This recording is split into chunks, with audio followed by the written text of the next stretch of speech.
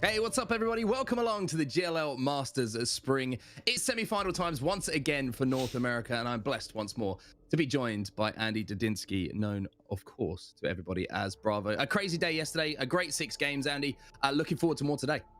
Me too. I mean, you and I have been kind of geeking out and even rewatching the games from yesterday just because of how much we enjoyed them and talking about how much excited we were to come back today and do 6 more to see how these semifinals wrap up. An awesome set of games yesterday. We saw some consistency from some teams that we expected. And as we talked about at the end of yesterday's show, there were certainly some teams that haven't quite stepped it up in that department. So today's the day where they really need to put the pedal to the metal if they want to make sure that they get into the finals of the GLL Masters Spring.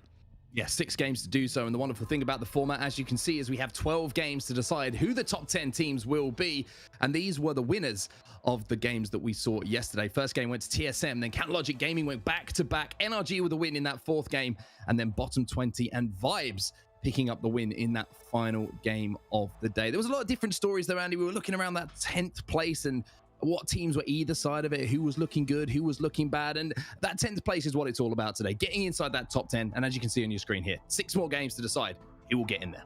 Absolutely. And as we talked about yesterday, there's a lot of time left to play. Like we said, even though the bubble might not be that big, certainly teams can expect to find themselves in that come the end of the day, but it's also quite a prize pool on the line as well. Oh, 100%. I mean, $100,000 on the line for these teams. 15K for first. You can see the pricing down to 5th place as well. ALGS point system as well, something that I'm sure everyone who's followed competitive Apex for some time will be used to. First place, as far as placement is concerned, will pick up 12 points, and then all the way down, you can see, unfortunately, if you finish 16th to 20th, you don't get anything, but you do get 1 point per kill as well, which we saw be incredibly influential yesterday, Andy. Absolutely. I mean, if you took a look at everything that we saw from the likes of late game runs from Hal for TSM and how he kept them on top of the leaderboard, and the way that other teams were able to really rack up some points. But the one that really comes to mind certainly are going to be your TSMs and your CLGs, with the way that they've been making sure to get a lot of kills on the board with each win as well. Yeah, NRG doing a great job yesterday as well. Really impressed with what we saw from them. But as we mentioned, there's 2 stories here, right? There's obviously the main one, which is who is going to get into that top 10, who's going to qualify for the finals that is going to be coming up soon. We do have the other lobby going on as well. There's 2 semi-finals, of course there has to be. And this is what the standings were after the 6 games were finished yesterday. TSM on top with 71 points. And we talked about how important kills were, Andy. 42 for TSM. Yeah, it's a big kill tally, and just take a look at how many more. I mean, even they're getting outplaced in terms of placement points by both CLG and HRN in 2nd and 3rd, but their kill points are more than making up for it. But let's keep in mind, TSM did have a larger lead earlier in the day, so teams are certainly catching up to them. The middle of the pack is interesting, but as we talked about, it's really right around that 8th through 11th right now that is the existing bubble. But let's not forget that the likes of Space Station, Lonely Fans, RCO, and everyone else, they can certainly make their way in. 6 games is a long time to get part of that top 10 conversation. So it will be a big day for those teams that are still fighting in. And the teams like, you know, My Little Phony and Down, they really shouldn't feel too comfortable. There's a whole second day, a whole day 2 to play here. So really everyone needs to be on top of their game, maybe even more so than yesterday. I agree with you. I think a lot of teams that are outside of that top 10 and even potentially inside of them had the opportunity to go away, review their games, what went wrong, what went right, how they want to approach today. And we could see a little bit of a change in play style for some of those teams who are desperate to get inside of that top 10. But I'm talking about multiple storylines here. I always love seeing what's happening at the top, even though it's not too important who comes top as far as, you know, what the format is. You need to get in the top 10 to get into the finals. That's what the semi-final was all about. But when you see those big names up there, Andy, at the top, it's always a little bit of a spar, isn't it, between who is performing best, who's going to take home that win, and that could carry over into our finals coming up as well. Oh, absolutely. We highlighted it just a little bit yesterday, but really the pace that you set as a team at stages like this, at the semifinals, not only does it make a statement across the lobby, but it really creates a habit across the team. And with teams that I've worked with, the teams that come into even these stages firing on all cylinders, it really does carry over, not just from momentum, but really from habit building as well. And one team who needs to step it up as we take a look at our second semi-final that is running simultaneously. For me, it is 14th placed, a Solar Fide, one of the most consistent teams we see in North America. Not having the most consistent day yesterday. You see the likes of Complexity and Team Liquid comfortable inside of that top 10 at the moment. But for Solar Fide, a really big day for them, Andy. Really big day. This was for them to exit at the semifinal stage here at the GLL Masters Spring would be an absolute disappointment after we saw the consistent performances from them in the winter circuit throughout it. Definitely not what they're looking to do, but they're in a pretty big tie here. If we take a look at all the way from 12th down to essentially 15th or so, only 3 points separating that entire batch. So they need to make sure that they separate from that as quickly as they can and make sure that these 6 games really count today. Yeah, I've just had a look across the point total for the second semi-final. You can see it's incredibly close between every single spot. You've got Team Liquid and BSC tied on 39 points and 7th and 8th respectively. TSS just behind them, 33 for the Doge Fathers, excuse me, the Doggy Father. I don't know what they called. I'm not up to speed Doge with Fathers, you got it. Doge, yeah, that's what I thought it was. I'm not Doge, investing. Anyway, and then Absolute Units on 33 as well. So you can see how tight things are in that second semi-final, which is a wonderful thing about the longer format. As we say, a massive opportunity to pick up points for team, a massive opportunity for them today to get things right that didn't go right yesterday and make that run that they need to do. Yeah, and I think it speaks to something that we've talked about a lot, not just here, but also at the ALGS, is the amount of talent in North America. And the fact that we're looking at 40 teams here in the North American semifinals, and there's a lot of teams that are not signed that are in that top 10 right now that are looking to really make a statement and upset some of these more well-known teams and players. So it definitely is a testament to the amount of skill that's in North America right now. But like you said, 6 more games for each side, and really anything can happen here. Yesterday was a little bit of a table setter, but teams will need to perform outside of really the top 2 to 3. You'll need to step up today, and if you slip, you could easily come out of that top 10 because, as you said, how close the table is. Now let's give a little refresher of what happened yesterday. Of course, we've seen the leaderboards, but we should talk through who impressed us, because for me, bottom 20 were the team that really impressed me alongside HRN. To be honest with you, HRN always one of those teams who can have those pop-off games. I mentioned it yesterday. Euris, I saw a clip from him where he won a 1v3 with a Kraber in his hand. Absolutely disgusting. The kind of thing that you want to see from a teammate if you're teaming with him. But I mean, those two teams really did impress me yesterday. I didn't know what your thoughts were on it. Yeah, that was against bottom 20 at Lava City. If you haven't, I mean, most people have, based on the amount of likes that tweet has, but make sure you get to Euris's Twitter or his Twitch just to catch that clip, because that clip is absolutely absurd, that 1v3 Kraber. I would say bottom 20, certainly a team, despite being on the receiving end of that, that has really impressed us. I also agree, HRN kind of coasting yesterday, and by that I mean simply making sure that they were getting top 3s pretty often and making sure that they were being consistent and putting great points on the board while not maybe being the focal point of the game. So I mean, coasting in the best way for that squad, and putting up some really good numbers. So that's another team that definitely surprised me. And I think, like we said, TSM, and not just because they're at the top of the table, but the way that they played yesterday. I think TSM's a team, when we look at a semifinal, it's so easy to say, yeah, TSM's going to get through. But instead, they're really playing to their potential and squeaking out every single point that they can. You saw even like with Hal's late game runs, right? And taking on that 1v1 against Space Station. You can't really call it a full team wipe, but just getting all those points that they can on the board, and it's added up. And I think, like you had said yesterday on set, TSM doesn't always play that way. Sometimes they make day 2 really hard on themselves, but instead they're sitting really pretty today. Yeah, really hot start from TSM yesterday, and you saw them carry that momentum through. Really seem to be a momentum-based team. It's great to see TSM starting off the way that they've struggled to do in some of the recent tournaments. But NRG for me as well, one of those teams that I love to watch yesterday. I thought the Sweets calling was absolutely superb in certain situations. But CLG, for me, I don't know what it is, but we always talk about, major teams. We always talk about the likes of TSM, etc. I don't know why, but CLG don't get talked about enough for me with what they do on a consistent basis. They are always in position for that top 5, regardless of how the game actually ends up. They get positions so consistently. Just fantastic. Probably one of the best rotating teams we have. Yeah, absolutely. And they look better and better with the more that we see from them. I think it was somewhere, you could say, after the first year of Apex, where everyone was like, wait a minute, this CLG squad, really talented. A lot of more and more eyes were on Madness and what he brought to the team on that Wraith. And I think it's only really continued from there in terms of what they're capable of. And we saw really patient positioning from a few teams yesterday, and CLG is absolutely one of them. You think back to that Ridge game and how they played that in Madness, sneaking out that second place with that Q against Vibes. But just really their performances yesterday, I agree with you. I don't think that they're talked about enough, and I think they're getting to the point where they can no longer be ignored, and they look really strong. Now let's talk about what was going on from the dropship onto World's Edge yesterday. Some of the drops. You say we were nerding out a little bit. We were, and you were tracking all of the drops that were happening through yesterday. And there was a couple of teams that were kind of surprising us with their choices on where they were deciding to land and where they were deciding to land differently every other game, it felt like.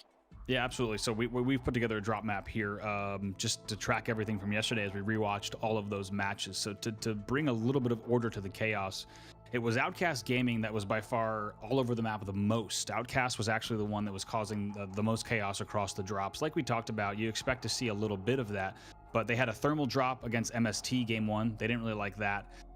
Then they went over to around Spring's End, a little bit too close to NRG, and then for the rest of the game they went up to Refinery, which actually put a little bit of a damper on the My Little Phony drop, which was a split Epicenter Survey Refinery drop, and of course they maybe were a little bit bitter to have lost Refinery there. But the last thing that was interesting that I'll point out quickly was Smooth Bananas had a train yard drops in game 1 and game 2.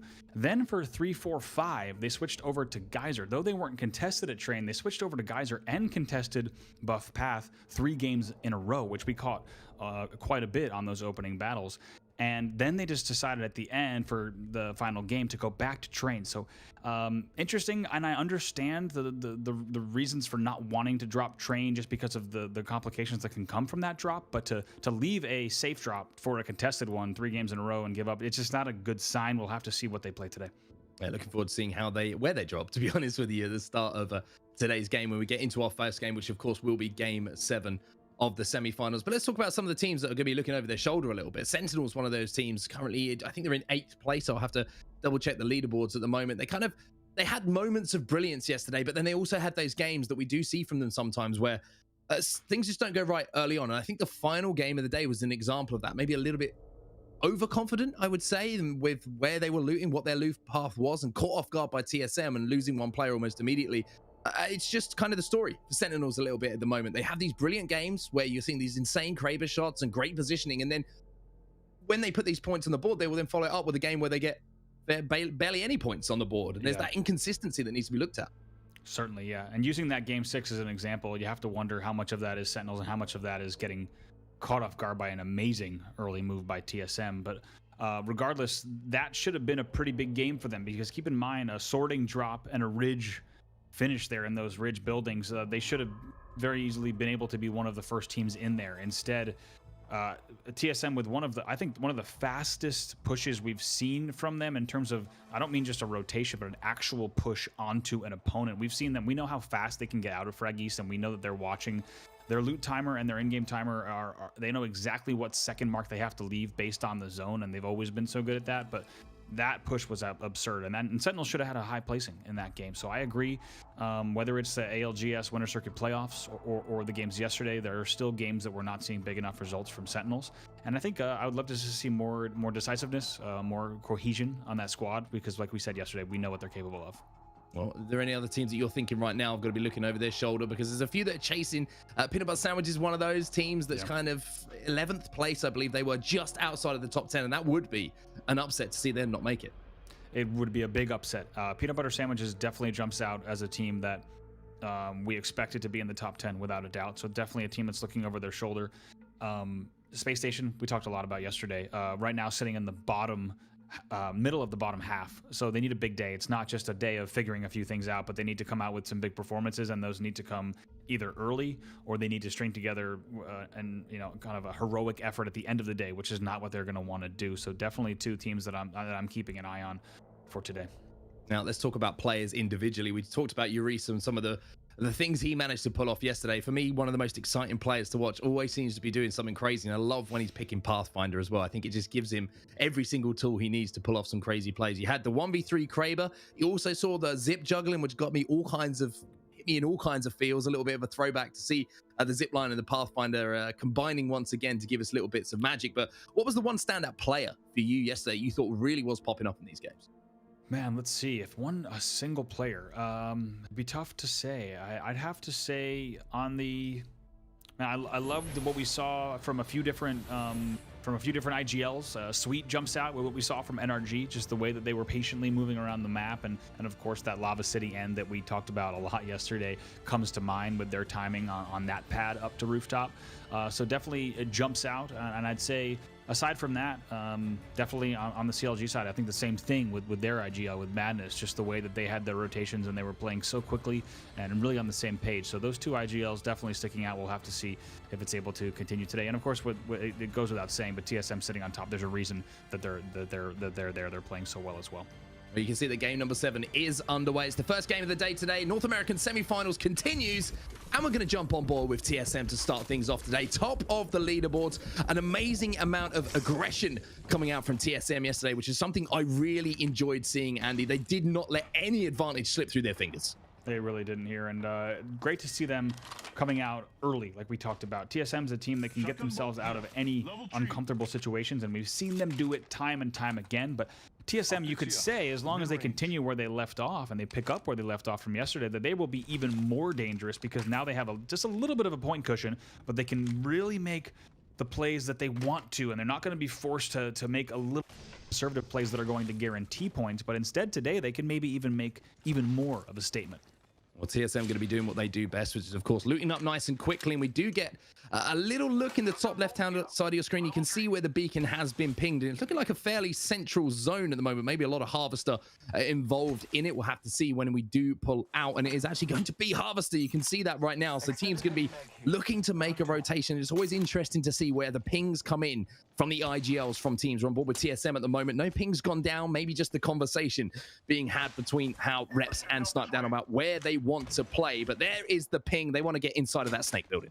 Absolutely, they do, and they're going to have a lot of people that also want to do the same thing. Sentinels ballooning out already, and they're moving quickly. We're going to keep an eye to see if they run into any trouble. But just to give an update on drops, everything back to normal right now. And you do see that Smooth Banana's back at train, which kind of brings everything back to the set drops that we saw at the end of the day, only in Game 6 yesterday. We're going to see an interesting composition here as well, a Wraithless composition. It's always strange to see Retzi not on the Wraith. He kind of is one of those players who has always favored Wraith and what she can do, but changing over to Octane, we're seeing a lot of this now, Andy. Octane really becoming a favorite of the aggressive players, the first players into the fights, like Retzi, like How, and it kind of seems to have taken over. Even Sweet, which was a surprise to me, playing Octane yesterday. Absolutely, and it comes into, of course, not just the ability for the quick movement, but speaking of, take a look. This is what I was worried about with Sentinel. I'm glad they made that move that we talked about. They got out quick, but you saw just based on their balloon path that they were going to run the trouble, and now... Yeah, it's going to be TSM behind them. So TSM right now trying to push in and finish off this fight. Retzi's holding at the moment, but Sanox has gone down. So a 3v2 situation, which they're trying desperately to get out of here. Cross now trying to ADS with the Eva 8 and do some damage, but all around him, Retzi's managed to get out and managed to pop a cell, but TSM being just as aggressive now as they were yesterday. Impressive stuff here from TSM at the start of this game. It really is, and they seem to have Sentinel's number, as Crust is going to try to do whatever he can alongside Retzi. Barely able to get off a little bit of heals here, but it looks like they're going to have to continue retreating if they want to stay in the game.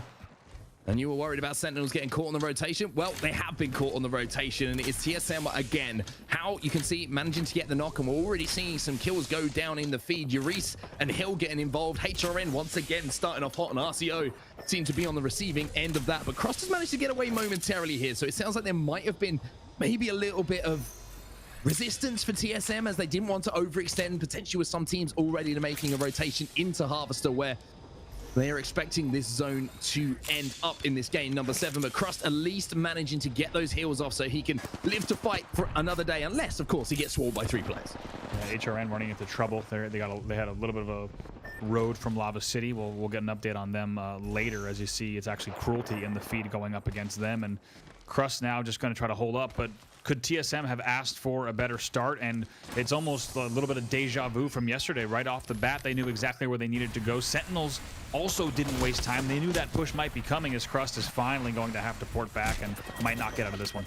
Yeah, that's going to be the end of Crust, unfortunately. And Imperial House starts the game off with 3 kills to his name, continuing the fine form we saw from him yesterday. TSM really coming in and mixing things up in this game number 1. Bottom 20, one of our impressive teams from yesterday, taking this height area around where that crafting station usually finds itself. It doesn't look like it is there right now, but They're in a great position to overlook all of this action that's going down. But look at the kill feed, Andy. 16 squads remaining already. Everybody is looking for a scrap at the start of today's action. Yeah, CLG picking up kills as well in the feed, as you're going to actually see right there. Cool Cats goes down to the hand of CLG. So like you said, already at 16, and one of our fastest games without a doubt in the semifinal in terms of teams eliminated compared to the time elapsed so far.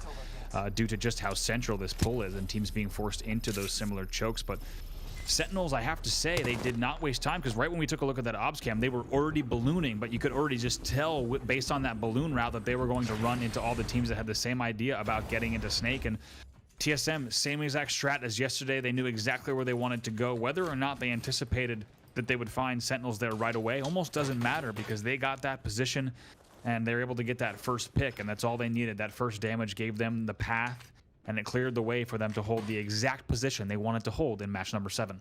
Yeah, great stuff from TSM early, and we talk about how important just those seconds can be on rotation. That was a perfect example of it. If this is one of your first times watching competitive Apex and you hear a lot of talk from the likes of us about rotation and how important it is to be quick, loot up as quickly as possible, and make the quickest possible route to where you want to hold down.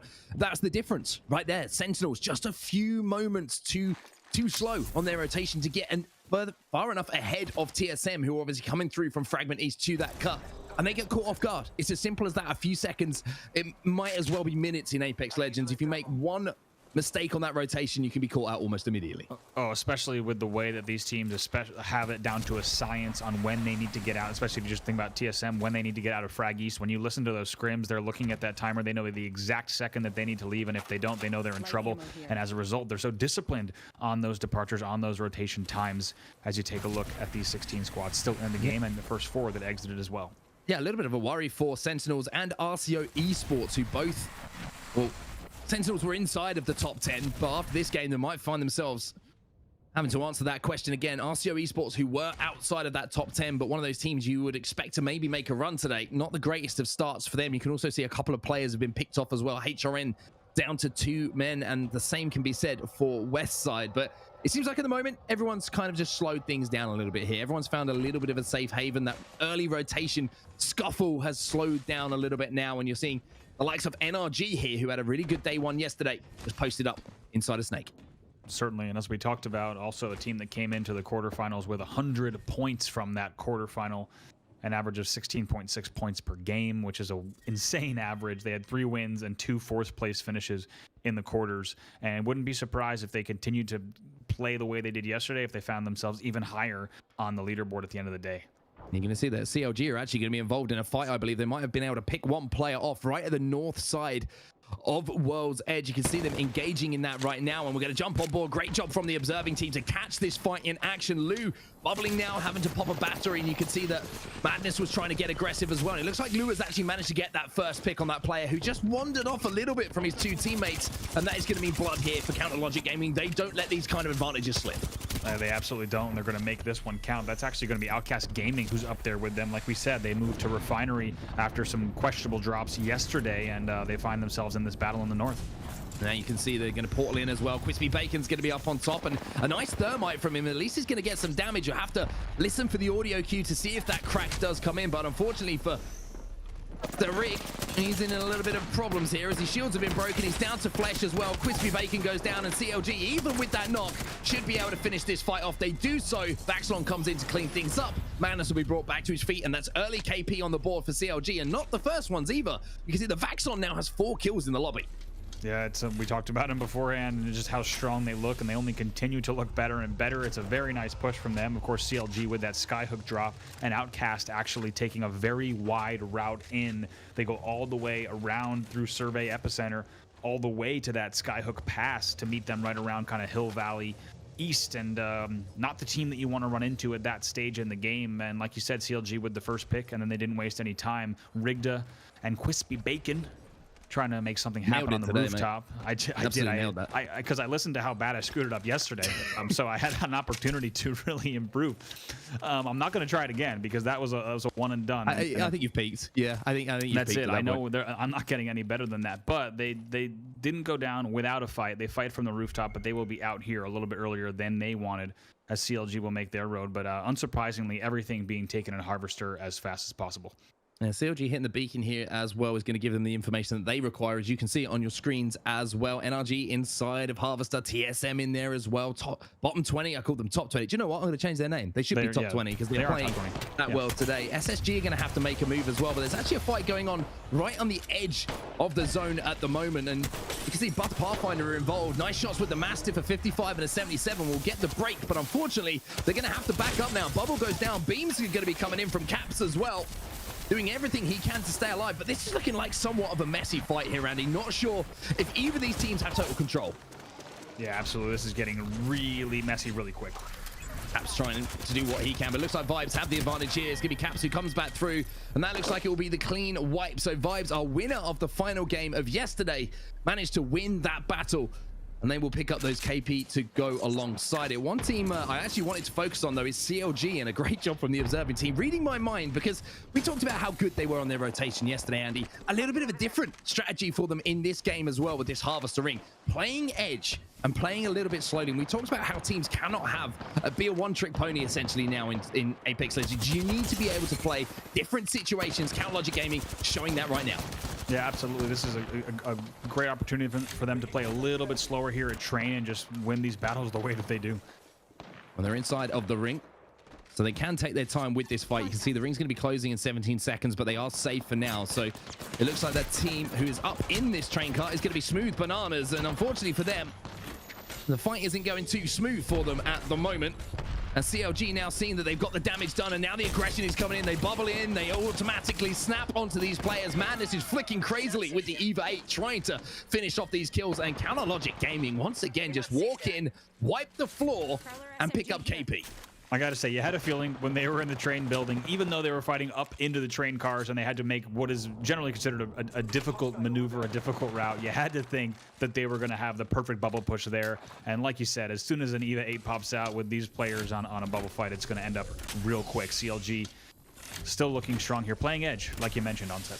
Yeah, Madness and Lou, probably two of the best bubble fighting players that you could have. I mean, the R9 and Madness almost as synonymous with each other as How and the R99 from the early days of Apex Legends. But for me, Lou, in those bubble fights with an EVA 8 or a Mastiff in his hand, he just has that ability to flick onto players' heads, to do 80 pluses with the Mastiff or consistent damage with the EVA 8. It really is impressive to watch. But I want to give some love to Vaxilon as well. Even if you get the superstars alongside them, Vaxilon does such an amazing job of being the glue for CLG, and I think he needs to be given quite a lot of props for what he brings to this team. Yeah, look at this. Lou's forced to bubble because Madness finds himself in a whole world of hurt. Need to be careful here with this Mind Pass battle. Yeah, Lou's going to manage to knock two again. Once again, CLG's bubble fighting so impressive. Madness does go down, but he would have done some damage along the way. And now you're seeing another player come in. The Prowler, though, from Lou is going to decimate that player who is trying to push in and do what he can to turn that fight around. But once again, CounterLogic Gaming doing a great job of holding their line, winning the bubble fight, and now trying to hold and reset as well. Yeah, my goodness, look at that. You saw Madness not hesitating at all. He flies right in, and after taking that damage, you see Lou throw that bubble as far as he can all the way down to give them the cover they need to not only give Madness a little bit of an advantage, ability to bubble fight, but also ability to reset, but also get the entire team in that mix. And they are playing so quick. The way they move through Mind Pass, we got to see it on the ob screen. Just they did not wait at all. They flew right in, and even though it looked like for a moment there was a disadvantage, they pushed anyway. They pushed together, and like you say so many times on set, those kind of calls, even if they're maybe a bit risky and could be argued in retrospect as the wrong call, when you have three players like CLG doing them at the same time, they can quickly become the right call. Oh, 100%. And CLG, a great example of that in that particular bubble fight. That's three fights, excuse me, we've jumped on board with CounterLogic Gaming, that they've just dominated inside and around that bubble. So great job bubble fighting from CounterLogic Gaming. As we jump over to Peanut Butter Sandwiches, a team who needs a performance today, Andy. It cannot be put any more simple than that. Yeah, they really do. Like we talked about in the pregame, but just in case you missed it, for these players, Saucer, Pow Pow, and Bowser, for these players to not as a GLL would be such a big surprise, such a big upset, and they know that too, so they're really going to be turning it on to. Yeah, they're trying to hold their ground at the moment because, as I said, they need a big performance. I cursed them. A sorcerer went down almost immediately, and now it's just a two-man situation. But Bowser manages to get the knock there onto Mr. Herculo, and they have managed to hold their ground here. So peanut butter sandwiches, they needed a big performance, and they needed an early clutch moment in this first game. They've managed to hold their ground. Yeah, Bowser able to get that swap as well, with Pow Pow making sure to bring that wing out to get the finish, just to make sure that they can reset even faster up there on the rooftop. But checking back in with CLG Mine Pass South right now, thinking about making a move, but they'll need to pop some bats as well. Yeah, they'll have to get those heals. Obviously, two Phoenix kits being popped by both Vaxlon and Madness. And I think the team that's going to be holding them out is Space Station Gaming. So this is a really big moment here, not only for CLG as they have to fight their way inside of this next zone, but also for Space Station. If they manage to win that fight, Space Station, against CLG, who have had the hot hand, who have started off so well in this game, it will give them so much confidence ahead of these games ahead. Absolutely, and they just are showing no signs of slowing regardless of who's ahead of them, and they are just able to move up. And as soon as they get the right kind of damage, or even like we saw in the last mine pass, whether or not they have the right, they're going to fly in and they're going to make that happen. So after these cells, they're taking that port. What will go down? Madness did such a good job yesterday with finding those little areas of protection for Counter Logic Gaming to port onto teams, to port into safe areas, and now it's going to be a straight up 3v3 fight here between CLG and Space Station. Big crack coming in for Vaxlon. All of a sudden it's carnage. Vaxlon doing a massive amount of damage, but it will not be enough as Space Station Gaming do a great job to win that fight, and now they're desperately trying to hold off this third party. Yeah, we saw the receiving end of that battle, but Space Station absolutely putting the puzzle pieces together to play that so well. We'll have to see if we can get a replay because, like you said, they did perfect there, but they have to worry about NRG on the other side of the rock. Well, Nathan's taken some damage here, and you would say if they managed to get back up that there might be an advantage initially to SSG as they had the armors, but it doesn't matter because NRG sweep them aside almost too easily for my personal opinion. SSG just caught on that third party, but NRG, I mean, continuing the form we saw yesterday, just dominant in that fight. And yeah, and how often do we see NRG timing that perfectly? No, they could have gotten involved much earlier. A little bit less disciplined teams might have gotten involved a bit earlier, try to get even more KP out of that situation, but instead you see NRG last team in, they play that perfectly, and they're able to pick up those kills. Not even a need for a reset, like you said, making it look too easy. Well, Lonely fans trying to push in now, maybe trying to pick up some subscriptions if they can manage to win this bubble fight. At the moment, it's looking a little bit messy. Lonely fans, unfortunately, looking like they're not going to be able to get the productivity they would have wanted out of that fight. They will fall bottom 20, holding down the center of Harvester once again. They've been here for pretty much the entirety of this game, and now you're going to see the push coming in here from NRG. It's kicking off in and around Harvester. Yeah, it really is getting busy here with just 6 squads left. Unfortunate exit there for Lonely fans. Going to need the subscriptions, like you said, if they want to get through the rest of this day. But keeping an eye on Vibes, TSM, Cruelty, NRG, HRN, bottom 20 are your top 6. I mean, that's a very familiar story from what we saw yesterday, and now TSM trying to hold this team out as well. Going to force the ult coming out of Caustic as well, so that gas isn't going to be able to push onto them to do them damage. Horizon going to use her Q to get up into the skies as well, and you can see that Reps is just beaming people. He's skeet shooting at the moment here on World's Edge. Manages to get that knock, and you can see Snipe down poking as well, doing a great amount of damage for TSM. Yeah, there are times when that Horizon Q can be really effective. One of those times is not when you have TSM only about 30 meters away and beaming players out of the sky, as we take a look back here at Vibes, just trying to reset a bit. The Vibes managing to actually manage to get back to a 3-person complement here. Getting that res off, even though TSM had done that damage. Now TSM have to be very wary of the fact that there is Vibes behind them, and they're going to have to try and wipe the team in front of them as quickly as possible. They do get the initial knock, but NRG also involved in a fight here, and they will wipe another team here. NRG flying through this lobby at the moment. You can see 3 kills for Nathan, 5 assists for him as well. A couple of those would have come from the scans.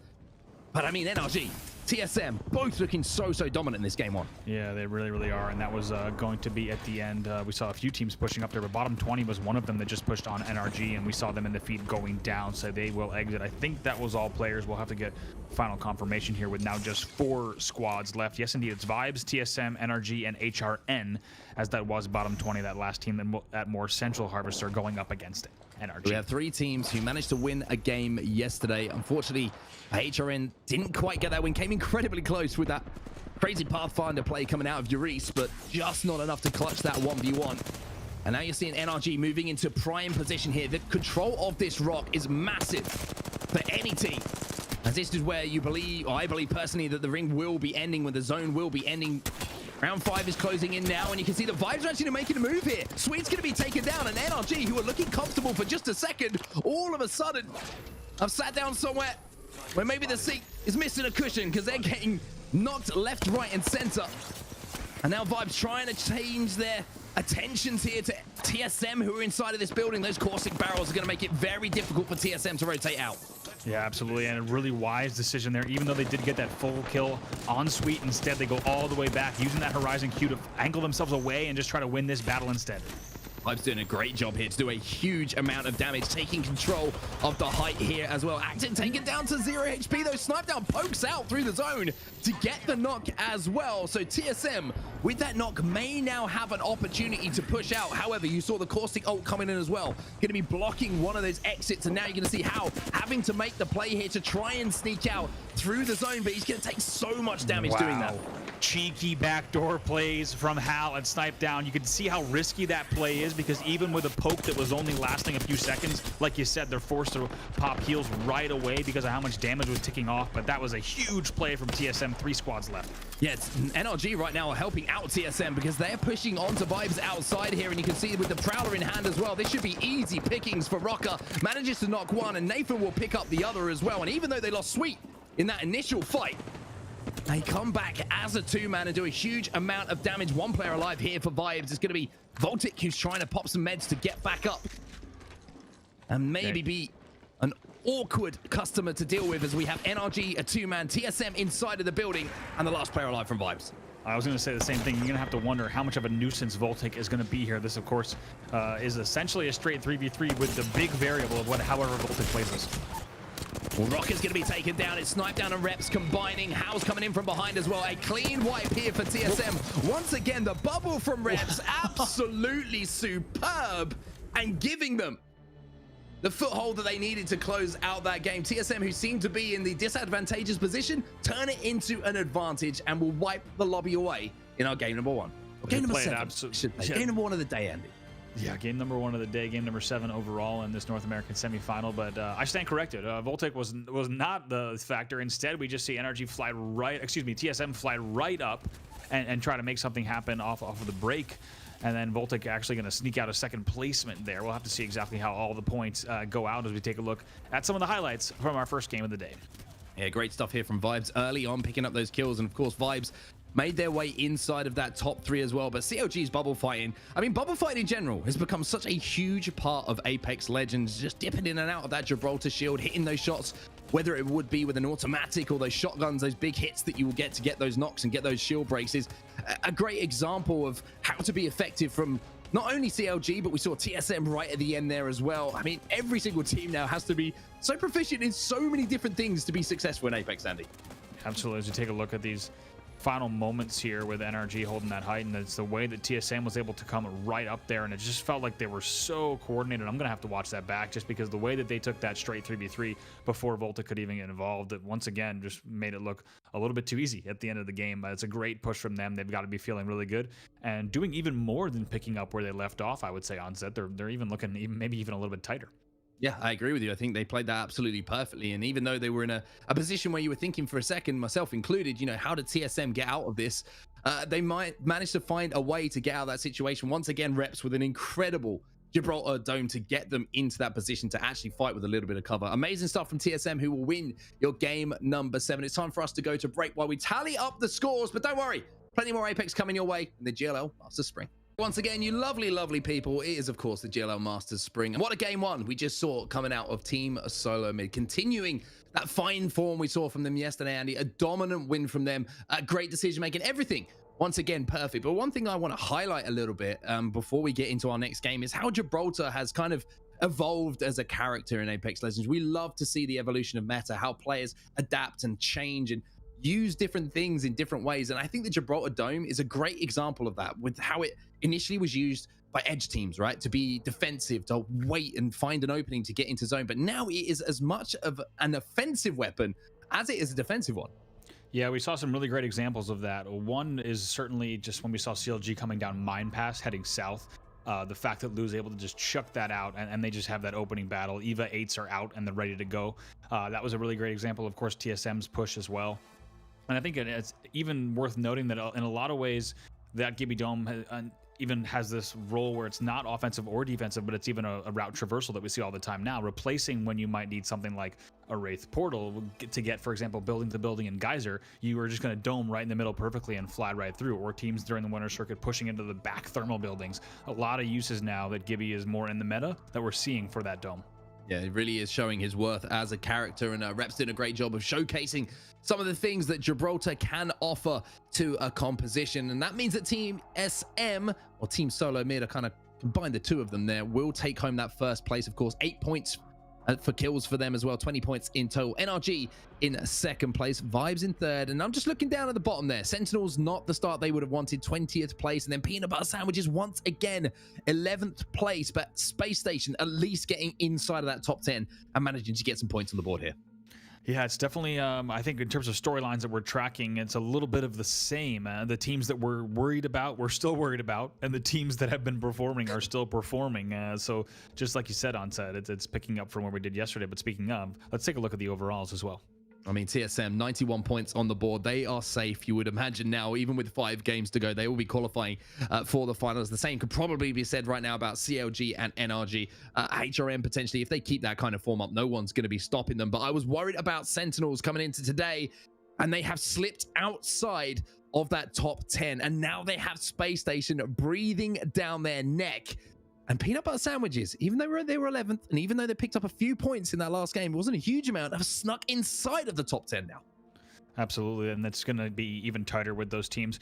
It's interesting because I was actually thinking the same thing when we saw Sentinels exit. My first thought was Space Station's going to be very happy to see a team like that that's at the bottom of the top 10 dropping out that early, and here they are now, only a few points away from Sentinels, as you pointed out, Onset. So definitely a battle that we're going to be keeping an eye on. Let's see, Space Station's dropping at Fisher as well, so we'll keep an eye on exactly how they play this one. And you know, it's not too far for all the way from, if we think about Sentinels and the rotations they need to make. But we should talk about that too, because that's the first time we've seen the teams in weeks need to make a central move like that, just because we've been all Eastern all day yesterday. So that was really the first time that we saw teams come all the way towards Harvester. So that's like a new set of battles for this specific lobby.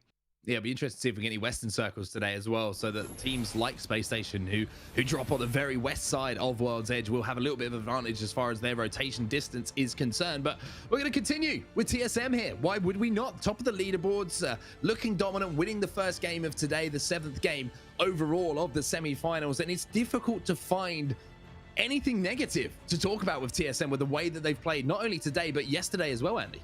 It really is, and they get scarier the more points they have on the board, because like we said, TSM historically in ALGS play, they'd come oftentimes into a day 2 in something like the bottom 10, which was so strange to see, but sure enough, they would string together amazing performances to have a Herculean effort to fight back into the action. Instead, now they have this huge cushion with 91 points on the board, so I'm even more worried about what we're see from them, because they can afford to play so aggressive, make ridiculous plays, and I would not be surprised to see it. Beacon right away for snipe down, you know, going to have that dome for the protection of that information. They're going to know where they need to go right away, and I'm expecting another fast move from them as we're actually heading a little bit towards the west. Yeah, an interesting circle, this one. You can see the beacon lighting up on your screens at home. You've got staging involved, you've got Harvester involved, and you've also got Thermal Station, the actual train station itself, potentially involved in where that ring could pull. So it's going to be interesting to see where teams actually try and locate themselves here, Andy, because you could imagine it might be finishing maybe just outside of the tracks, just on the bend there that you can see between Thermal Station and staging. But for teams like NRG, they're going to be very, very comfortable playing this location.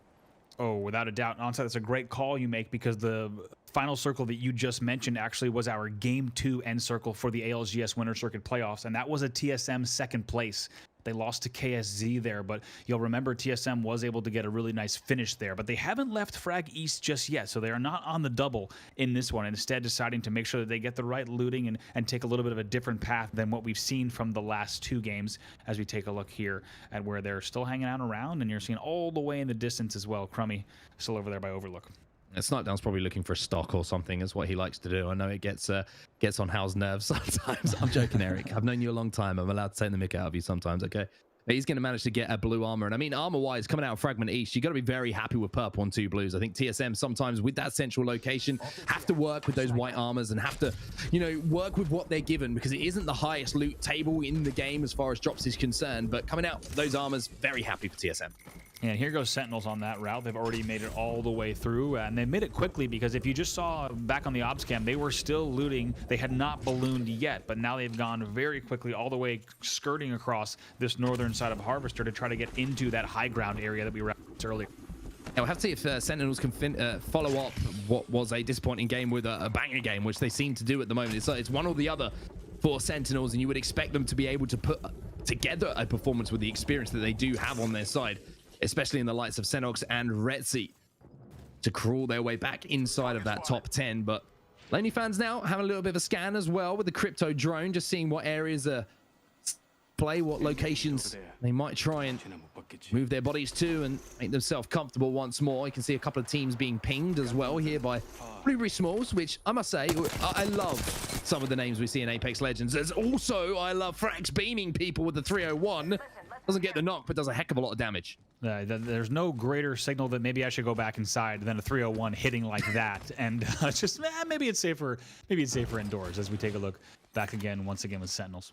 Yeah, Sentinels were the team on the receiving end of that 301 spray, but no knock in place, and now they will be safe inside of this building. The only thing with the composition that they are running, there isn't really a way of defending these doors without, for example, caustic barrels, for example, Watson fences. I mean, we haven't seen Watson in play for a long time. Unfortunately, she is taking a back seat in competitive Apex for some time. So it's not going to be an easy hold here, but great news for Sentinels. They've made a quick rotation, even quicker than we saw in that game number 1, and they've managed to get into position that they wanted to find. I was going to say, Onset, based on your circle call, you got to be pretty happy with that positioning for them in terms of where they are right now, and you have a feeling that they're going to be pretty happy about it too. TSM has made their way through that central choke as they make their way onto Harvester. You also still have PB Sandwiches still looting at Thermal, taking that route from Tree into Thermal to see what might have still been left over by the likes of Pander 6 and Metro Gadget. As we take a look maybe at a potential Harvester battle, we'll have to see if Blueberry Smalls and crew might run into TSM. Yeah, I don't think anyone wants to run into TSM at the moment. Every single player seems to be hitting shots, whether it's snipe down beaming people, whether it's reps beaming horizons out of the sky, it doesn't matter. Every single player on TSM is shooting incredibly well at the moment and working together and showing the chemistry that we would expect from a lineup like this. They look like they're going to be happy with this location inside of Harvester as well, where they can kind of hedge their bets on where that next ring might be going. But look at this, CLG trying to make a rotation here. Madness putting down that portal, seeing if that building was free. But as we know, and we caught just a few moments ago, Sentinels already at home there. Yeah, and Madness, one of the few Wraiths still in the game. It's great to watch just because the way that he's still using that Wraith for those little more aggressive ports and using them not only to scout, but also really to see if there are any openings created. And with the less and less Wraiths that we're seeing markedly less Wraith play than even the ALGS Winter Circuit Playoffs, which, like we said yesterday, were right around 85% pick rate for Wraith. Of course, in this event for North America in the semifinals, it has been a much lower rate. So still relying on that Wraith is CLG, and taking a look here, of course, all 20 squads still in the match. Yeah, it looks like CLG couldn't get what you would define as the A spot. They're having to retreat and find their secondary spot, which is going to be just outside of that underpass, the Vault underpass between Train and Harvester. We're seeing a little bit of fighting going down right now, and unfortunately for this team, just on the outside, it's looking like bad news for them. Hill's going to be rotating through the tunnel as well, maybe thinking that he can get involved, but it's NRG who are on the prowl at the moment, and unfortunately for NRG, it looks like Sweet might have had to not been able to connect to this game. So Rocker and Nathan trying to get aggressive, and unfortunately for Nathan, he will be met with some bullets to the chest, and the Wraith will go down. Rocker now, he's going to be playing Watson. Hey, it's almost as if I called that right. I said Watson out of the meta for a while. All of a sudden, Watson's going to be picked, but I wonder if that was because Sweet couldn't load in for some reason. Yeah, all of a sudden right back in, but like you said, an unfortunate scenes. Not sure exactly what the situation was there for NRG as they try to make something happen, but things already getting spicy right around the tracks on set, as you predicted, as teams are going to start to try to hold these areas as best that they can as we take a look at HRN. I mean, look at this composition that HRN are running today. They ran it yesterday. This is something we don't see a lot, right? You've got Hill, who's playing on the Gibby. You've also got the defensive capabilities of Caustic as well. 126 with the Sentinel, by the way. RKN, good morning. And then Yuri's playing the Pathfinder, giving them that rotational option. I kind of like this. It's Wraithless, it's Horizonless, and it's also Octaneless. You've got Pathfinder filling that void as a rotational character. Absolutely, a very unique comp, and great to see, like you said, that type of variety. It's not even really on our list of kind of defensive-minded, offensive-minded. It sits in its own category compared to the rest of the comps that we've seen over the past few weeks in competitive Apex. Now taking a look at Space Station. Yeah, Space Station trying to melt this team who are being forced into the bubble. Is going to be a defensive bombardment coming down as well, and Space Station should have, you would imagine, some easy kills here as Zeratricky will go down. Clarify trying to move in as well. At the end of the portal will be watched, and that will be a clean wipe here for Space Station. Big kills for them as we lose our first two teams now. But Frex is continuing to try and finish off Mr. Herculo as well, and it looks like SSG, even though they've just won that fight, they want to find some more players to engage with as well.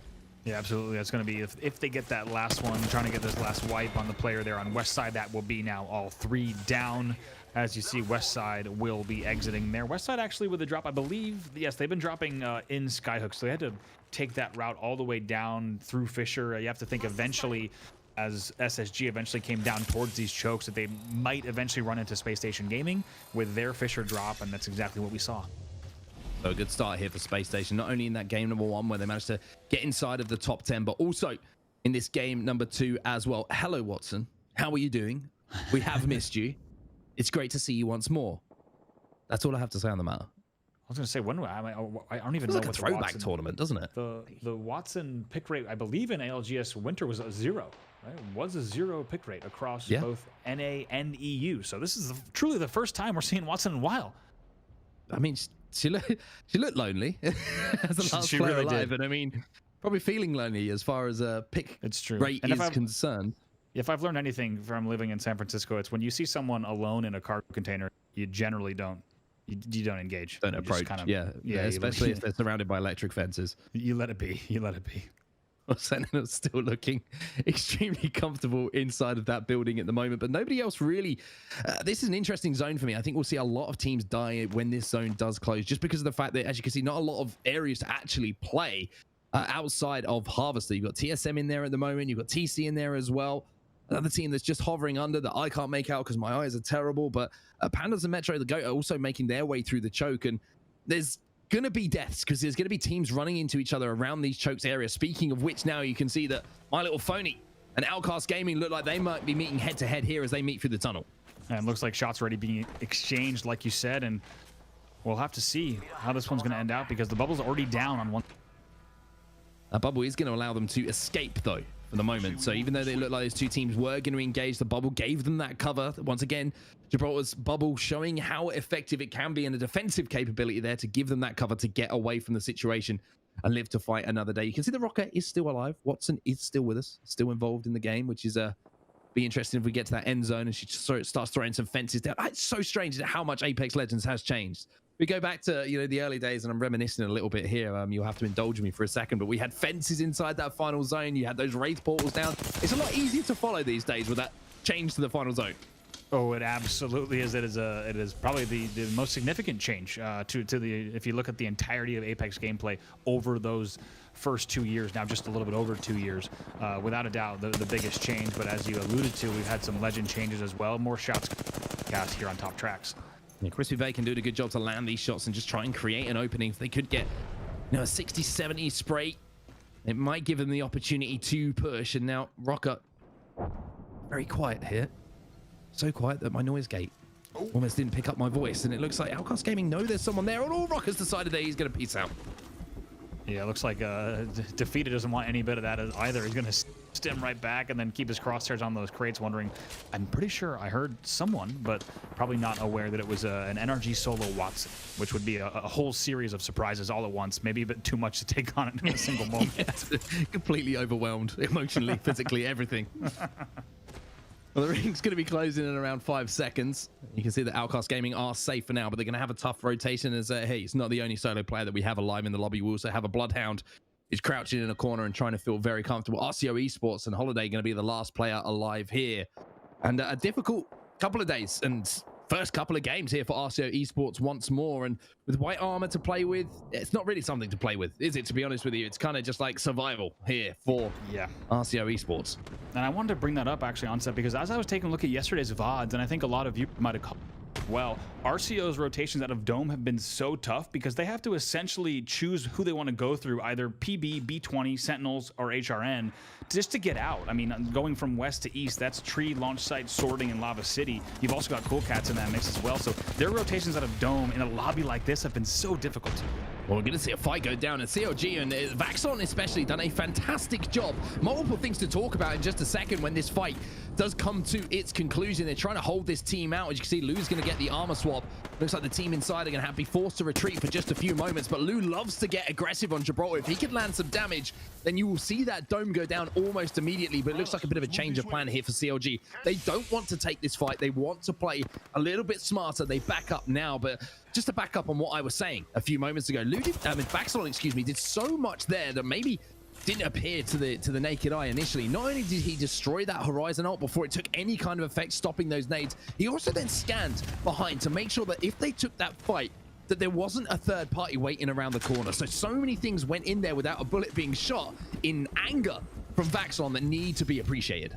Oh, absolutely. Every little detail. I couldn't agree more. And also, I'm pretty impressed there with CLG because, as we've said, they're a team that tends to skew more aggressive. And if there's any advantage opportunity, they're going to go ahead and take it. And you have to think that they maybe might have thought against Smooth Bananas. They could have taken that raw 3v3, even though they had to turn that corner and make the left.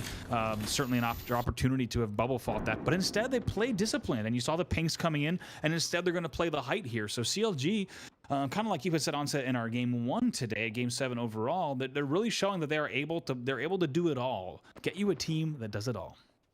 Now Lou trying to get a little bit aggressive here, just walking out with that Gibraltar shield up and trying to get a little bit of poke damage, maybe thinking about trying to get some damage onto Sentinels or My Little Phony, who are just located below them. The CLG completely controlling this high ground. I think they're going to be very comfortable as well, as you'll be able to see there isn't any teams rotating behind them at this point. Lonely Fans though, a little bit of a shaky time inside a Harvester last time we were on board with them, and it looks like at the moment they're trying to work their way through with some shots being exchanged with the team on the southern tower inside of Harvester, and Outcast Gaming, who we saw just a few moments ago inside of the tunnel, now making their rotation as well towards these crates. Yeah, they made their move. Lonely Fans still contesting with not just TSM, but it looks like even more teams in Harvester as we take a look back at that close, and going to start to see things get a little bit quicker now. Yeah, the zone closing behind Outcast Gaming here, so they are at a massive disadvantage. Even with the bubble going down, they're just going to be taking so much damage from the zone, and Defeated will be the first player to go down. They are being held out in the strongest, most horrible way here by HRN. Eureis, excuse me, gets that first knock onto Defeated. Crispy Bacon manages to get some shields up, but unfortunately, there's a Pathfinder in your face, and he's going to finish off the kills. And you had to think as soon as you saw that zone to the edge and the fact that it was HRN on the other side, that HRN was going to come out on top, and that's exactly what they did. They played it cool, they played it calm, they got that first pick, and then after that, let the zone do a lot of the work for them as we check back in with TSM still playing low here on this door. Yeah, Snipedowne just became the kill leader as well, so managed to get a pick somewhere along the way. TSM will be safe for now, but they will have to move. As you can see, CLG still controlling that high ground. It looks like Madness and Lou are trying to get involved in a little scuffle here with TC, who are just down below them in that snake building. So they've got to kind of decide here, who do they want to focus their attention on? Is it going to be TC, who are down inside of the snake, or is it going to be TSM, who are in that bottom building inside of Harvester? Certainly, and if we know one thing about CLG, it's they're going to be very intentional about this decision and not allow themselves to get split, because even though they have this great position on height that we've seen bring so many successes in Apex competitive matches, they know as soon as they get too tangled up in that low battle that there's going to be an opportunity for teams to come up right to that height right away. So expect them to, once they get the right damage, to commit. The CLG just scanning the area at the moment, trying to show as much presence as they can on this high ground, something they did so well yesterday, just making sure that they're within striking distance of each other should a team or a player get pushed, but also making sure that they're giving as much presence as they can on different teams, getting shots down when required. Lou now getting aggressive once again, trying to throw that bubble in. And you can see Madness has got the Eva 8 in hand as well. Lou now having to back out of this situation. It looks like a change of mind here coming in from Counter Logic Gaming, but they're going to be able to retreat because Vaxon was holding down this high ground. Yeah, I like Vax staying up top. Really nice play here. And that's what I love to see from CLG. And I feel like more and more on set, they're one of the fewer teams that is making plays like that, where both players drop. Lou makes sure he gets the second bubble, and they stay up top, and they nope out of it. But now look at all the damage they're getting now. Yeah, doing such a great job here, just beaming down. Lou gets the knock onto Scissors as well. RKN's involved as well, and it looks like TSM in a bit of bad shape at the moment, and it looks like CLG are going to try and compile the misery as well. Shots coming in from Lou with that flatline. They're going to be hitting hard, but this is the moment here for CLG. The portal going down once again, and this is where they have been so good. Madness's portals in towards these final zones have won them games. Absolutely, and like we said, with less and less rates in these lobbies, the portal's shining even more, and you're seeing Madness not waste any time in a situation like that. By the time you even recognize that a play could be ready, it feels like Madness has already set at least 50% of that portal. Now they're going to reset just a little bit here, as they know they're going to be even more teams. 9 squads left. Yeah, Madness is popping off at the moment. Lou's doing great damage with the flatline in hand, but every time I look at the kill feed, it seems to be Madness that's popping up left, right, and center, just beaming people. And there's another example with 6-6 on the board for him. Unfortunately for CLG, Vaxon will get knocked, but they'll manage to get him back up to his feet. And Urice as well in the kill feed once more. The Pathfinder still showing that he's got what it takes. Yeah, need to be careful here. Lou actually does go down after all that. He makes sure to get the teammates up, but Vaxon's going to go down, so it's all going to be up to Madness on that other side, but back over to HRN. Look at those shots here as we have 7 squads left. Yeah, Urice is dominating in this game. He's got 2 kills to his name. He's got 2 assists. Although that might not seem like the craziest amount of statistics, he is doing a lot of damage. You can see 1,200 damage at the hands and at the gun of the Pathfinder. And now you can see in the team tracker, Counter Logic Gaming have been eliminated. TSM out just a few moments ago. NRG out as well. So a big opportunity here for the likes of Sentinels and Space Station to put the points on the board that they've been looking for throughout day 1 and day 2 as well. Definitely take a look at that team tracker. There's several teams in here that we've been talking about as teams that are in desperate need of points. A lot of the heavy hitters have left this lobby already. This is a big moment here in match number 8 for all these teams that are anywhere near that bubble. Yeah, SSG is the Nile. You can see him clarifying. Frex will be just behind, controlling those tracks, and we're also going to be Frex lasering people with the 301. The Gibby Dome will go down just to give that team a little bit of survivability, but that's going to be exchanged as well with a Gibby bubble of their own. And now SSG doing everything they can to hold out their backs here. All of the action starting to go down as we have 7 squads remaining. Perfect timing from Clarify on that bubble. Did so much more work than maybe even he knew that it was going to do, keeping Frex alive in that situation, as Frex is doing everything he can to hold down this. I mean, Frex is doing an incredible job here. You can see he hasn't got any shields to work with. He's on flesh at the moment. Unfortunately, pops that Bowery, which is going to give the team that were pushing the opportunity to clean things up. And once again, it's bottom 20 who come in to clean up, but that just gives the opportunity to Smooth Bananas, who have been down at the bottom of the leaderboards, to move in. Munsquad, unfortunately, having cleaned things up, will now be taken out, and it's My Little Phony who finally come in. And this is carnage around this train car. You can see HRN now making their move. We're down to our final 3 squads. I was going to say HRN also part of the party here as they're getting in. They're trying to push the end of this train car. They have a little bit of height in their... Urice now pushing in, who has been dominating, but here comes Sentinels. They have been in the prime position for all of this game, and it looks like the team who have seesaw performances so far over the last couple of days will step up and be at their heights that we would expect from them. Sentinels take home game number 2, continuing their narrative of 0 points or all the points. It's as simple as that for Sentinels. A great performance from them in the game 8. I got my numbers right in our semifinals.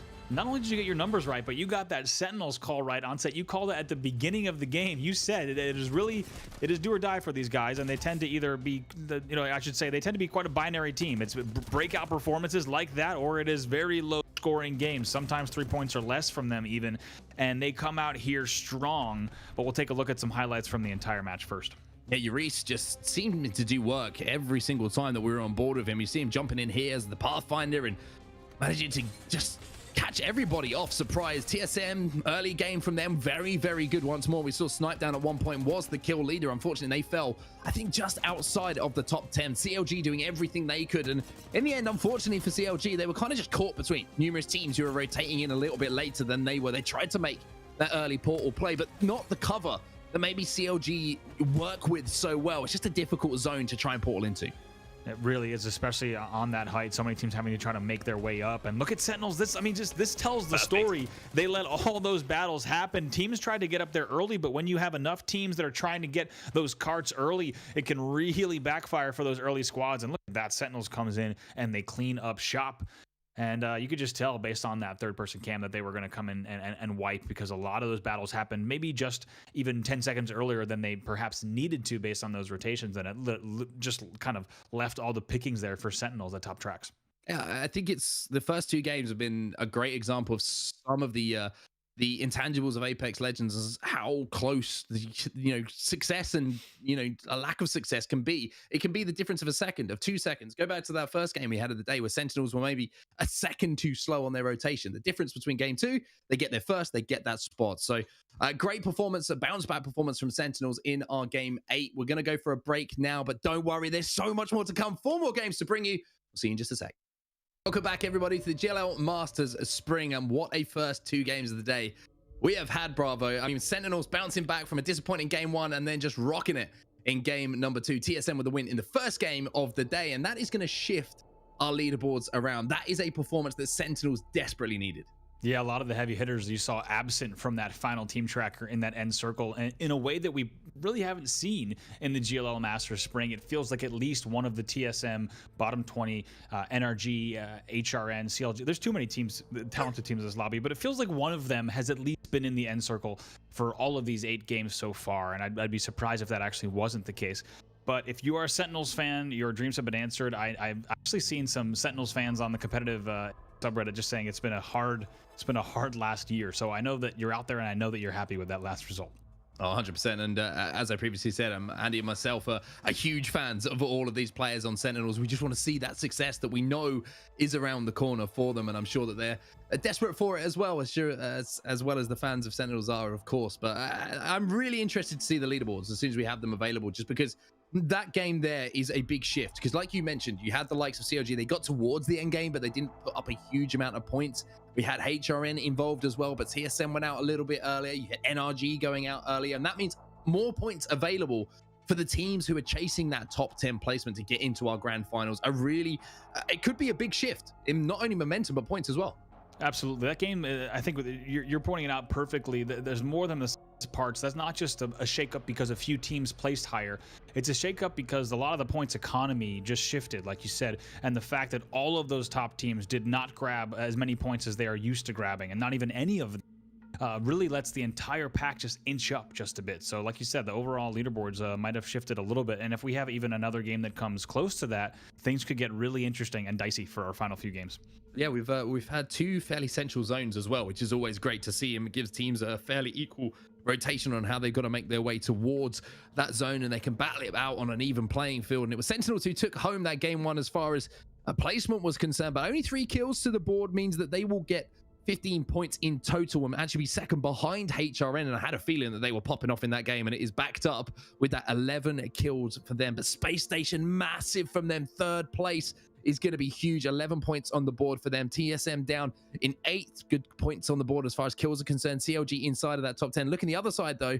NRG outside. Outcast Gaming and Vibes down at the bottom, which is a little bit of a surprise. They've been very good. But Peanut Butter Sandwiches, now they've got Sentinel syndrome when they need a big game, and games are starting to run out now, Andy. They really are. And then the question is what teams are going to be able to step it up. Let's take a look at the overalls as well, and let's take a look how things have settled out.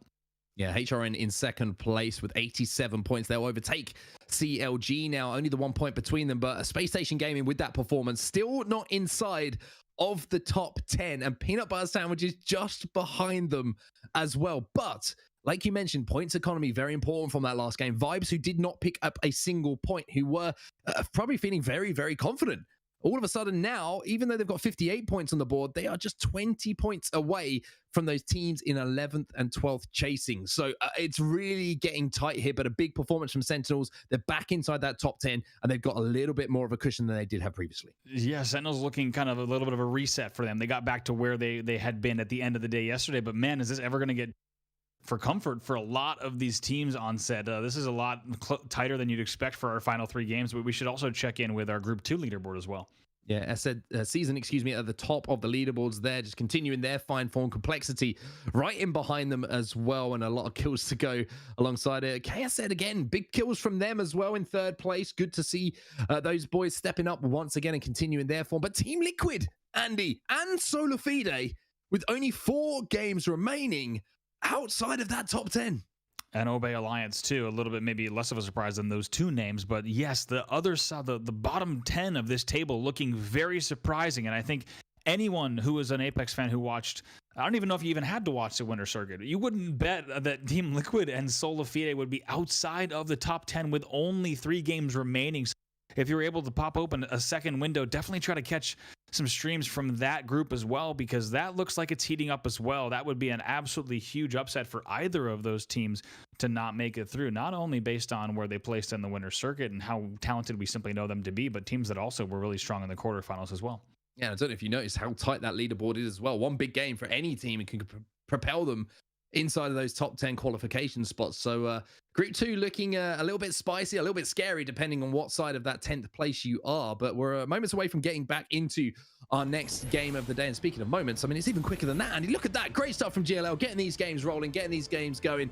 And it's going to be Sentinels who we start off with here. A massive performance. And to be honest, a performance they needed in that second game of the day. And now as we move on to our third game of the day, of course, it's going to be game number 7, 8, 9, game number 9 of 12. They're going to look to continue that form. It feels like they found a bit of a rhythm.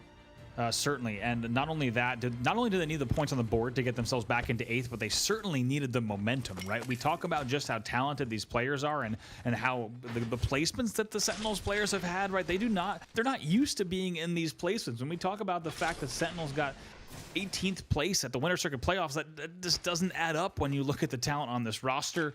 We've kind of talked about that almost too much here as we take a look once again here at the zone, actually heading not too far away from our last poll, but we are headed west once again.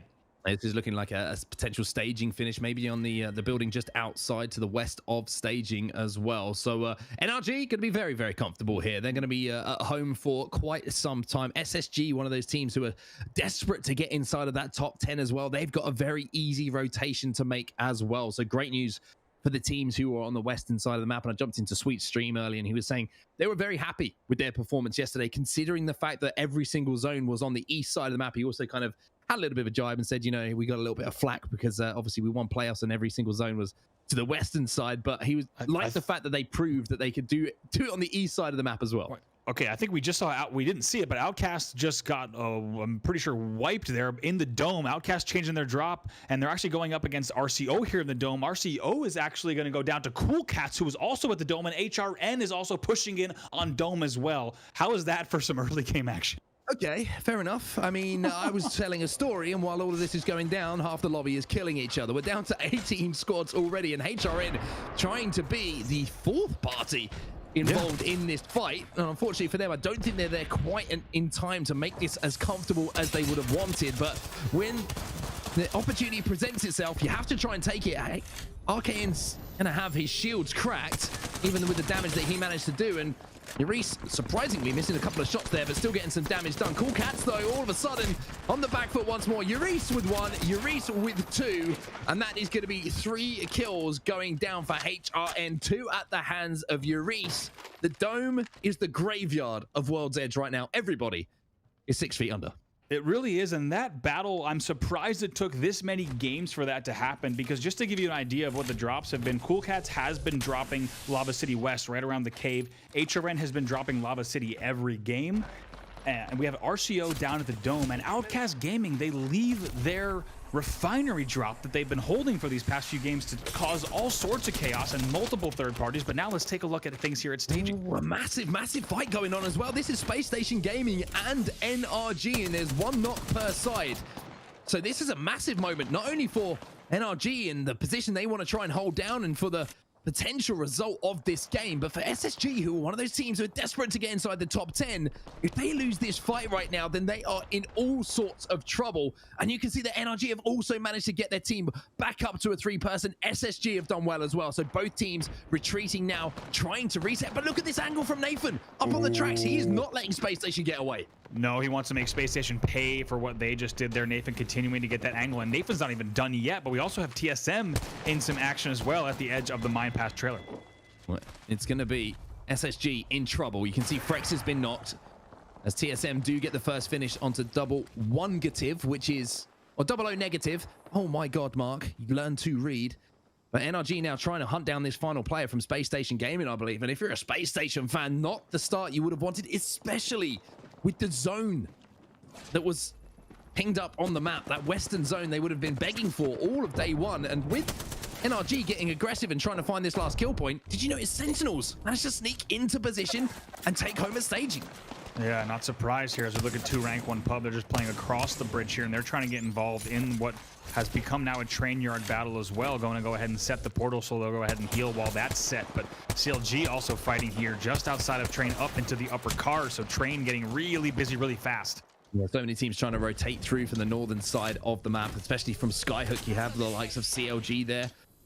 West side's going to be making that rotation as well, and Madden's going to be forced, excuse me, to pop a few batteries. And look at NRG, they're just swarming at the moment. It seems like NRG have decided this is the kind of game where even though we have position over at staging, we want to push out. We want to try and catch these teams on rotation and really pick up early kill points in the game. Onset, it's like you said, the fact that Space Station came down into bridge/Springs End area as fast as they did. Keep in mind, NRG does not just drop staging. You typically see them all the way up, swinging out, splitting that drop up into Springs End, and they loot a lot of Springs End to the west of the bridge as well. So as soon as Space Station got a little bit too close, even though they had good damage, NRG made them pay. And it was all that angle from Nathan, I believe it was, up on those tracks, just absolutely beaming.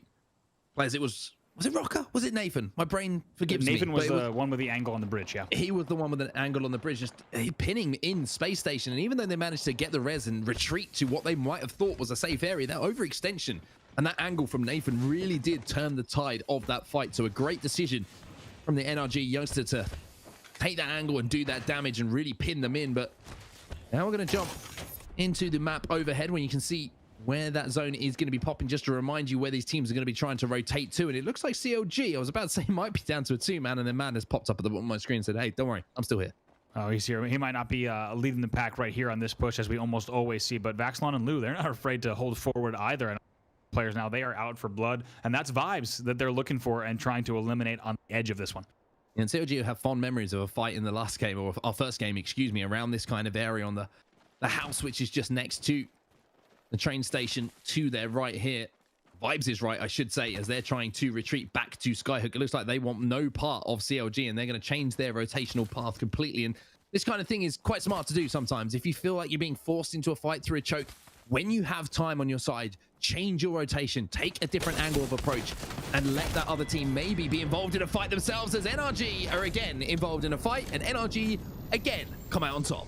That's going to be actually two rank one pub, the team that we did see across not too far away from NRG, as they were trying to do a bunch of damage into train, but it looks like at the end of that, the battle will go to the likes of NRG, unsurprisingly, as they continue to put even more points on the board there.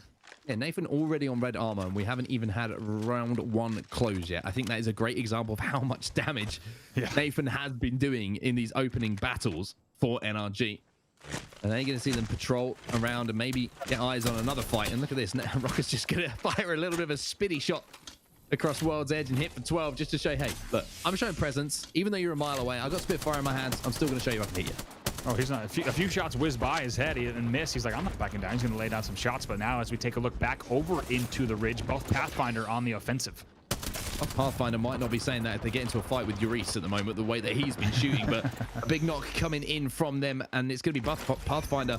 They're on the receiving end of things as well. Gibraltar defensive bombardment's going to go down. He's going to give them the opportunity to get the res and hold that push off from the outside of the building. Thirsty will be brought back to his feet, and then we'll exchange bombardments himself. But here's HRN, and hey, it's almost like I saw it coming. The story writes itself sometimes. Arcane's going to be forced to back down, though, as there are multiple teams in the vicinity here on the ridge. They have to be careful.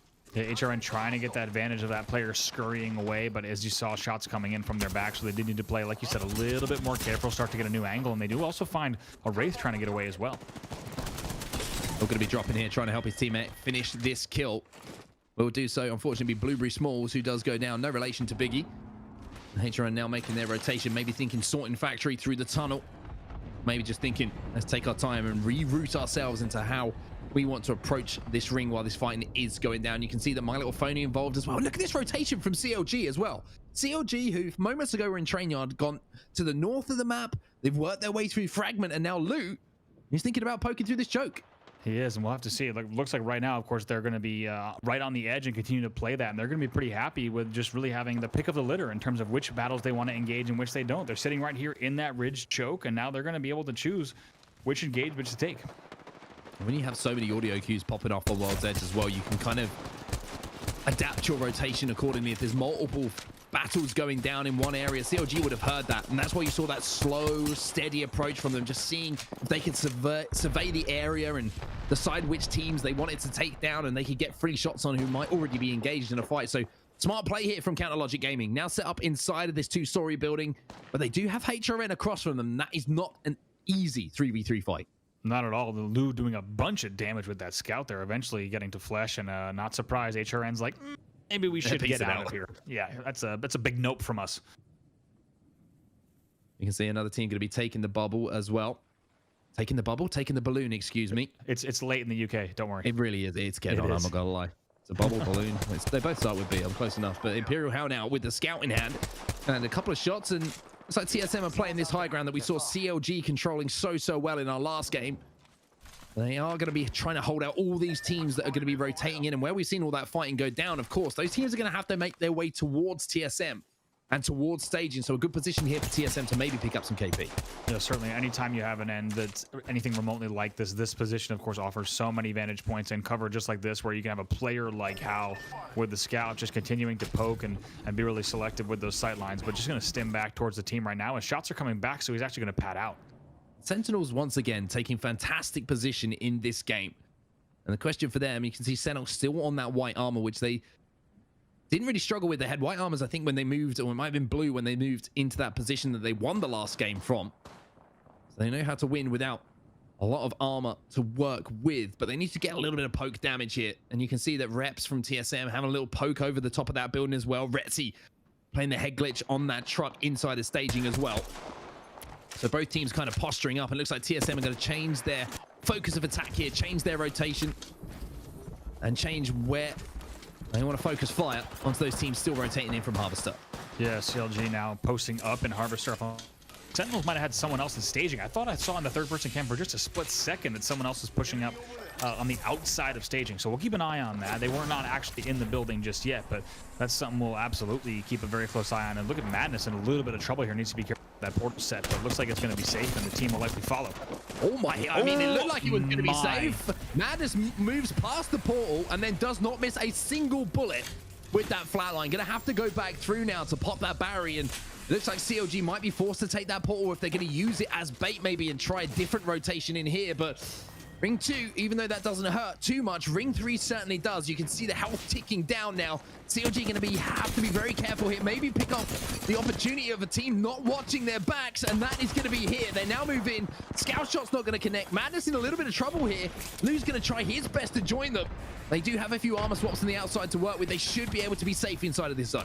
It's plays like that from CLG where you just saw somehow absolute miracle out of the back pocket does Madness, still ports back, and then despite being so low and in danger, just flies in beams for that opening damage. Plays like that are so tough to play against, where you least expect a player to push like that, and they create an opening here. 13 squads left. Yeah, TSM looking for that third-party opportunity as well. You see, they've been watching Harvester for so long now. Tried to jump in, tried to finish off a few of those kills, but I don't think there was quite enough damage or enough knocks for them to think that we can give up this position on height and capitalize on the KP that is available. But that fight is still going on. My Little Phony now inside of the building. CLG trying to push forward. A couple of bubbles being exchanged between the two, and you can see that CLG, I don't think, are too aware that My Little Phony have moved up now, and CLG make their move. But look at that. It's just a rain of fire down from the skies. And CLG now gonna have to be very careful about this red, because My Little Phony now moving in behind. Fury is the only player who manages to get up into position to get that damage down. You can see CLG still with only 2 players alive. A defensive bombardment is going to do the damage, though, and Vaxilon's going to have to peace out. CLG will be down to 1. By the way, TSM and Sentinels are also starting to get out of there, as you saw on that bridge as well. Curious exactly how this one's going to end up. That side, just seeing a little bit of action in the kill feed here. Now taking a look once again with TSM still holding that height, but Lou gets absolutely beamed, definitely by TSM. Not sure if Sentinels was part of that as well, but tries to get up top on height, and it really bites them. Yeah, Nathan, the kill leader in the kill feed as well. 5 kills to him. No surprise to see that. NRG really have been aggressive in this game. As we see some of the teams that have been eliminated so far, the real standout as far as the leaderboards is concerned in that top 10. Space Station Gaming once again out early. The snipe down now with the charge rifle in hand is doing big damage, and Reps is actually going to get the finish as well onto Madness from Counter Logic Gaming. A CLG in a real spot of bother here, down to a solo player that was Vaxelon. NRG now trying to get aggressive once again, but Rocker's going to have to be careful with. Ooh, and actually has the bat out, has to cancel the bat for just a second, which made me nervous here, and he's actually canceled right there, so it actually bites him, and going to be very dangerous scenes here for NRG. Yeah, NRG, all of a sudden, the aggression's been paying off for them in this game, but they've run into someone who wants to give him a good sparring match here, and it's going to be Rocker who is finished off as well. So Nathan and Sweet will be playing as a 2-man unless they can get that banner and somehow manage to get a res off. But Sweet now going to have to hit that jump pad and try and get as close to his teammate Nathan as possible. But I like the way the NRG have approached this game. They've realized that it's all about top 10. It's not so much about winning the game for them, and I love how they've been aggressive. Just work on KP and try to clear out one side of the map. That engagement shows you just how dangerous it is. If you overextend for even a fraction of a second, it can take you out of the game in a lobby like this, and that's exactly what we just saw as we hit the 11 squads remaining now. NRG pushing in, and they got to be aware that they do have vibes to their back, and still, of course, Sentinels here holding that building as well. You can see a couple of teams still making a wide rotation. One of those teams is PB Sandwiches, who are making a rotation just kind of skimming the zone, which is going to be a very difficult one for them to do. Now they're going to be forced to push. You can see that they have to take this fight here, even with the ring closing behind them. There's going to be a player flying in. That's going to be the Bloodhound eliminated now. Sorcerer going to be knocked, but it will be a clean wipe from them. They have to be careful of the third party just coming around this corner. Pow with full shields, though, is going to be able to hit that scan and force that team back. So a massive play coming in from Peanut Butter Sandwiches, not just in the context of this game, but in the context of the semifinals overall. Yeah, that was going to be bottom 20 that goes down. And keep in mind, bottom 20 has been a threat throughout this entire semifinal so far, as you'll see them exit right around 10th place here. Good news for teams that are still trying to get a lot of points on the board and make sure they stay within that top 10. Here we go now. My Little Phony going to pat in. And some shots going to be hit with a triple take, maybe. Just having a little bit of a dance there with the player. Just locating that reticle onto his head for just a few seconds. Uris and HRN inside of these train carts now. It looks like it might be pulling away from staging slightly this circle and actually finishing up on this height on the track. So teams who are inside of staging, potentially Sentinels might have to think about making a little bit of a rotation, which will be difficult to do in these circumstances. A 108 as we catch the back end of that spray coming in from the R301 from the hands of Ak. Is it going to be enough to get the knock? But it's certainly going to force this team back. That's what we talked about here with Vibes applying that pressure, and we've seen not only are these talented players, but we've seen them put on some big performances, including a win in this semifinal so far. So definitely a team you do not want to have at your back in a situation like this. Nathan's death box going to be here as well. So NRG down to a solo player, and it's going to be Sweet who is the last player alive for them. Peanut Butter Sandwich is now going to be forced to make their rotation once more. The bubble will go down. Sorcerer trying to move up on this train car. This is where HRM were just a few moments ago, so they've managed to find themselves a safe spot for now inside of the zone. This is a real big opportunity here for Peanut Butter Sandwiches to put up big points on the board.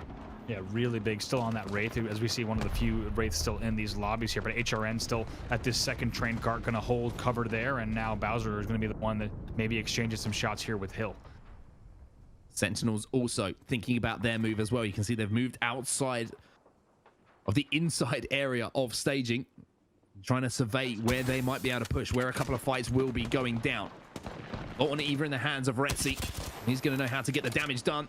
Around 40 onto that player, trying to get some shots onto the player under the bridge as well. Retzi just trying to survey the area, see where those openings are for Sentinels to make their move.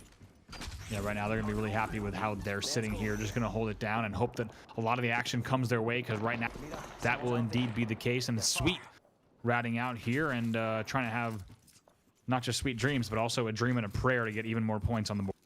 It looks like he's going to be safe underneath all of the other teams that are above him. The question is if anyone else can locate him. That scan's going to come in and he will be highlighted. So Sweet's going to have to change position for now and maybe thinking about rotating back in a few moments time. But Sweet doing a great job to get inside of the top 8 here for NRG. And as we saw earlier, plenty of kill points for them in this game as well. So they're going to be very, very comfortable with their performance here.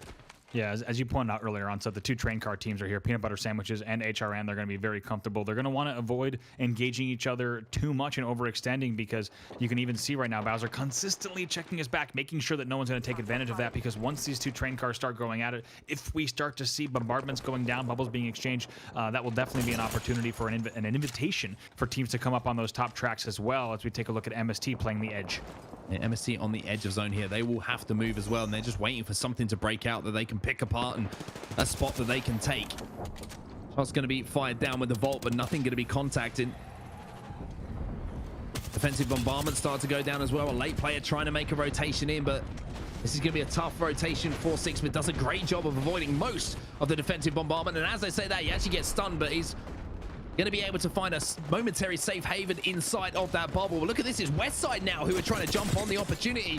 They're moving in. Muffins, Mr. Herculo, and Zeratricky trying to finish off this fight.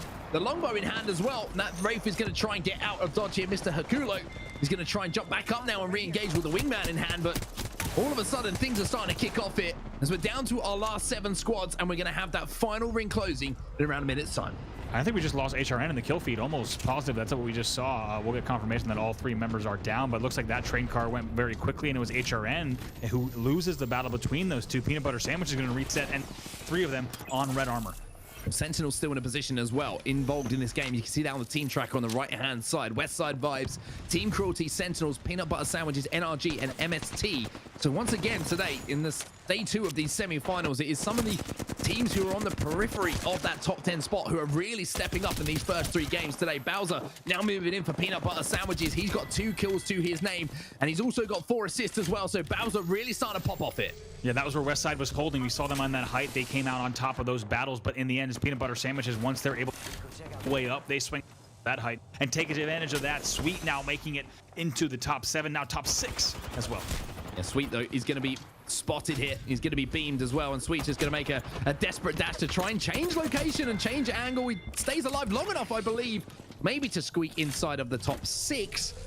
Now we have 5 squads remaining. Team Cruelty, one of those teams down on the low ground. They're going to have to hit maybe one of those ropes that takes the zipline ropes up the top of that crane, but can be very, very difficult to do so, especially with the likes of Sentinels above them. Bowser, Pow Pow, and Sorcerer also in a great position to put up points, and this is a big moment for them. We talked about it all game. They need these points, Andy. They really do. We've been talking about them all weekend. I don't think they've really put the performances on the board that we were expecting to see from them. A little bit split here due to that bombardment. Here comes Sentinels, though. You see the jump pad being used to make their rotation. Unfortunately, Crust was met by the Vault of Bowser. You can see that in the kill feed. So Sentinels lose a player. Setups will answer back, though, and Vibes now looking to move in and clean things up. They will pick up a couple of kills on the downed players, but playing this ground just below where all the action is going is good for them. They will take a little bit of time to let these other teams fight, clean things up as Retsu will go down. That Sentinels out. Vibes holding this middle ground and feeling pretty confident. Yeah, they're going to like the spot a lot. They're also going to like the fact that they just saw Sentinels exit. Sentinels will exit, I think, right in 4th will be their final position for this game. We'll have to see how many kills they got. It didn't look like, based on their staging hold, that they were able to put too many on the board throughout the match. Well, I think there's a solo down the bottom. You can see Vibes in the middle and PB Sandwiches up on top. And it looks like PB Sandwiches might be forced to move off of that height first. It's actually not a solo. There's a couple of players alive down at the bottom. You're going to see the caustic barrels go down here, trying to force one of these teams to make a move to give them that cover that they're looking for. However, the hits are going to be coming in with the thermites, and Peanut Butter Sandwiches now maybe thinking about making their move. They're going to actually jump up into the skies, and I think that might have actually been a horizon underneath them. With the grab lift pushing them up into the air, the bubble will go down. Bowser will be taken down. Sorcerer now, last player alive, looking to get inside that top 2, just holding down left click, but it'll be Team Cruelty, the team on the low ground, who managed to close things out. But what a crazy, crazy end to that game it was. And I just wondered where that grab lift came from, because that was a magical play that forced teams to do things they didn't want to do. They absolutely didn't want to, and the grab lift actually didn't just keep them up straight in the center zone, which would have been like kin to something path zip juggle, it actually had them out of the zone. So that was an amazing Horizon Q that we saw in the end. Somehow Cruelty Team wins from the low ground, like you said, absolute chaos, and that's probably the end circle that resembled the previous Apex meta, endgame meta, more than any circle I've seen since that update to the final zone. That was absolute carnage, absolute chaos. You even had a Wraith pre-tracing the portal, which you don't even see anymore. So that was absolute madness there with that kind of battle with what looked like was just going to be a battle of elevations. And I'm looking forward to seeing that again from either another POV or an obs camp, because that was total carnage. Yeah, it really was, and it'll be interesting to see how all three teams played that situation and how they came out on top. But TSM here were some of the highlights. They were doing a good job of holding those teams out of Harvester. Peanut Butter Sandwiches, though, a big game for them inside of the top 3. They had KP as well, and that is going to shoot them up the leaderboards, maybe into that top 10 that they've been desperately trying to get into for so long. We see the bubble fight going down, and those were the final moments that saw the carnage ensue on the middle of that crane. And like you mentioned, it's the first time that we've seen a lot of things that we haven't seen for a while in Apex Legends, and they seem to be repeating themselves. We've seen, like you mentioned, Wraith portals down into end zone. We've seen Pathfinders grappling up and zip juggling, and now we've seen those kind of things as well, Andy. It's been a crazy 3 games, not only 3 games, 9 games up until this point. Yeah, it really has. And you need a very specific end circle to still see Wraith pre-tracing portals for an end zone. And that's exactly what it is. It's a multi-level battle where the teams are right on top of each other. That's really the only scenario where you'd see I shouldn't say the only scenario, but it's really one of the most likely that you'd still see a pre-trace like that. But the Horizon Q thrown into the mix, of course, Gibby Bubbles that you'd expect as well. That's probably the craziest end zone we've had yet in terms of just pure chaos and the speed at which things are happening in the Masters Spring semis for NA so far. We'll have to see how things settle points wise after the chaos has calmed down. It's time for us to go to a break and tally up all of the scores. So it's time for us to catch our breaths, for you to do so as well. We'll be back in just a few moments with a few more games for you. Welcome back, everybody. GLL Masters Spring production is put something in chat that's really made me laugh. I'm sorry, I tried so hard to keep it together, but it overflowed from the break. So now you knew it wasn't going to happen. You know me too well. But we are hitting the business end of the tournament now, Andy. We're in the semifinals, of course, and we've only got 3 games now to decide who are the teams that are going to be going through into the grand finals of GLL Masters Spring. And the bubble is looking closer than ever now. Some teams that had massive performances in that last game desperately needed them. That's really going to shake things up. Yeah, we started to talk about it a little bit, but a big thing there was at the end of that game, that was the second game in a row where a lot of our, just in name, but also in points on the board, were absent from that final 6. And that's going to once again provide an opportunity. That doesn't really always happen, where you have back-to-back opportunities where top teams in the lobby fail to secure the points that we're used to seeing them do. So if you were to write this story for a Hollywood script, this is exactly how I would write it, with a lot of underdogs with big chances now. It's going to be very interesting when we do see those scores to see what teams are really under pressure in these final 3 games, because even though we've had a lot of games to go, 3 games is still a fair amount of time to rack up some points. This is the score from match number 9. Team Cruelty taking home the win in that game as well. 19 points for them. Peanut Butter Sandwiches, though, what a massive game that was for them. 18 points on the board. And when you compare that to the other end of the table, Space Station Gaming, who were right behind them at the start of that game 9, 0 points for them. I want to see these final standings, or the overall standings, I should say, ahead of our 3rd game. Or 3 games left. Anytime, let's go ahead and take a look at them right now. Well, I mean, Space Station Gaming, they're out of the top 10, but Peanut Butter Sandwiches are now in the top 10, and Sentinels, even more with what seemed like a very good performance in that last game, getting right towards the end game, they are on the cusp once more. I mean, MST, I mean, a great performance from them. They're just behind now. Space Station need the kind of game that Peanut Butter Sandwiches just had now. And the interesting thing now, Andy, is that the teams who are chasing in that bottom 10, they need those teams who are inside the top 10 to slip up now, because otherwise the points are just going to be taken away from them. They really do. Cruelty there, edging out Sentinels with that win, getting a lot of points on the board. But yeah, the bubbles got a little bit interesting, because it's pretty dangerous between Cruelty, Sentinels, and Peanut Butter Sandwiches, but there's a little bit of a gap that starts to form, with MST certainly included. But when you look at Space Station, they're pretty far off of that 53 mark for Peanut Butter Sandwiches. So the bubble is not as big as we might expect, but it's still just as dangerous. Yeah, the disappointing thing I think for Space Station in that game is the zone really was one that favored them as well. A very western zone, moving their way over from Lava Fissure to where they were, or to where the zone ended wasn't too much of a rotation to them, but NRG just caught them off guard. That play from NRG towards the start, well, right at the start of that game, I should say, was something that not only caught us off guard with the way that they just pressured Space Station, who were trying to make their rotation, it also caught Space Station, more importantly, off guard. And that was their game over. So now it is massive for Space Station to put in a massive game, or back-to-back games now, for them to have a chance of qualification. Yeah, and I love what we saw, how NRG responded to that. Like I said, I'm surprised to see SSG get down into Spring's End as fast as they did from Fissure, just because they know that it's a split drop. Maybe they were just trying to catch NRG off guard and instead trying to see if they could find that solo that tends to loot Spring's End and try to 3v1 that. In the end, though, back, and I don't even want to say they ego them off of, they just totally dominate. They come back flying, chase them all the way up through train yard, and then take a pretty wide rotation. So NRG with a very strong result there. But Space Station, this is the time for them to step up. Like we said, I believe they're down 38 to 53 is the 10th place mark. They have no room for error in these last few games.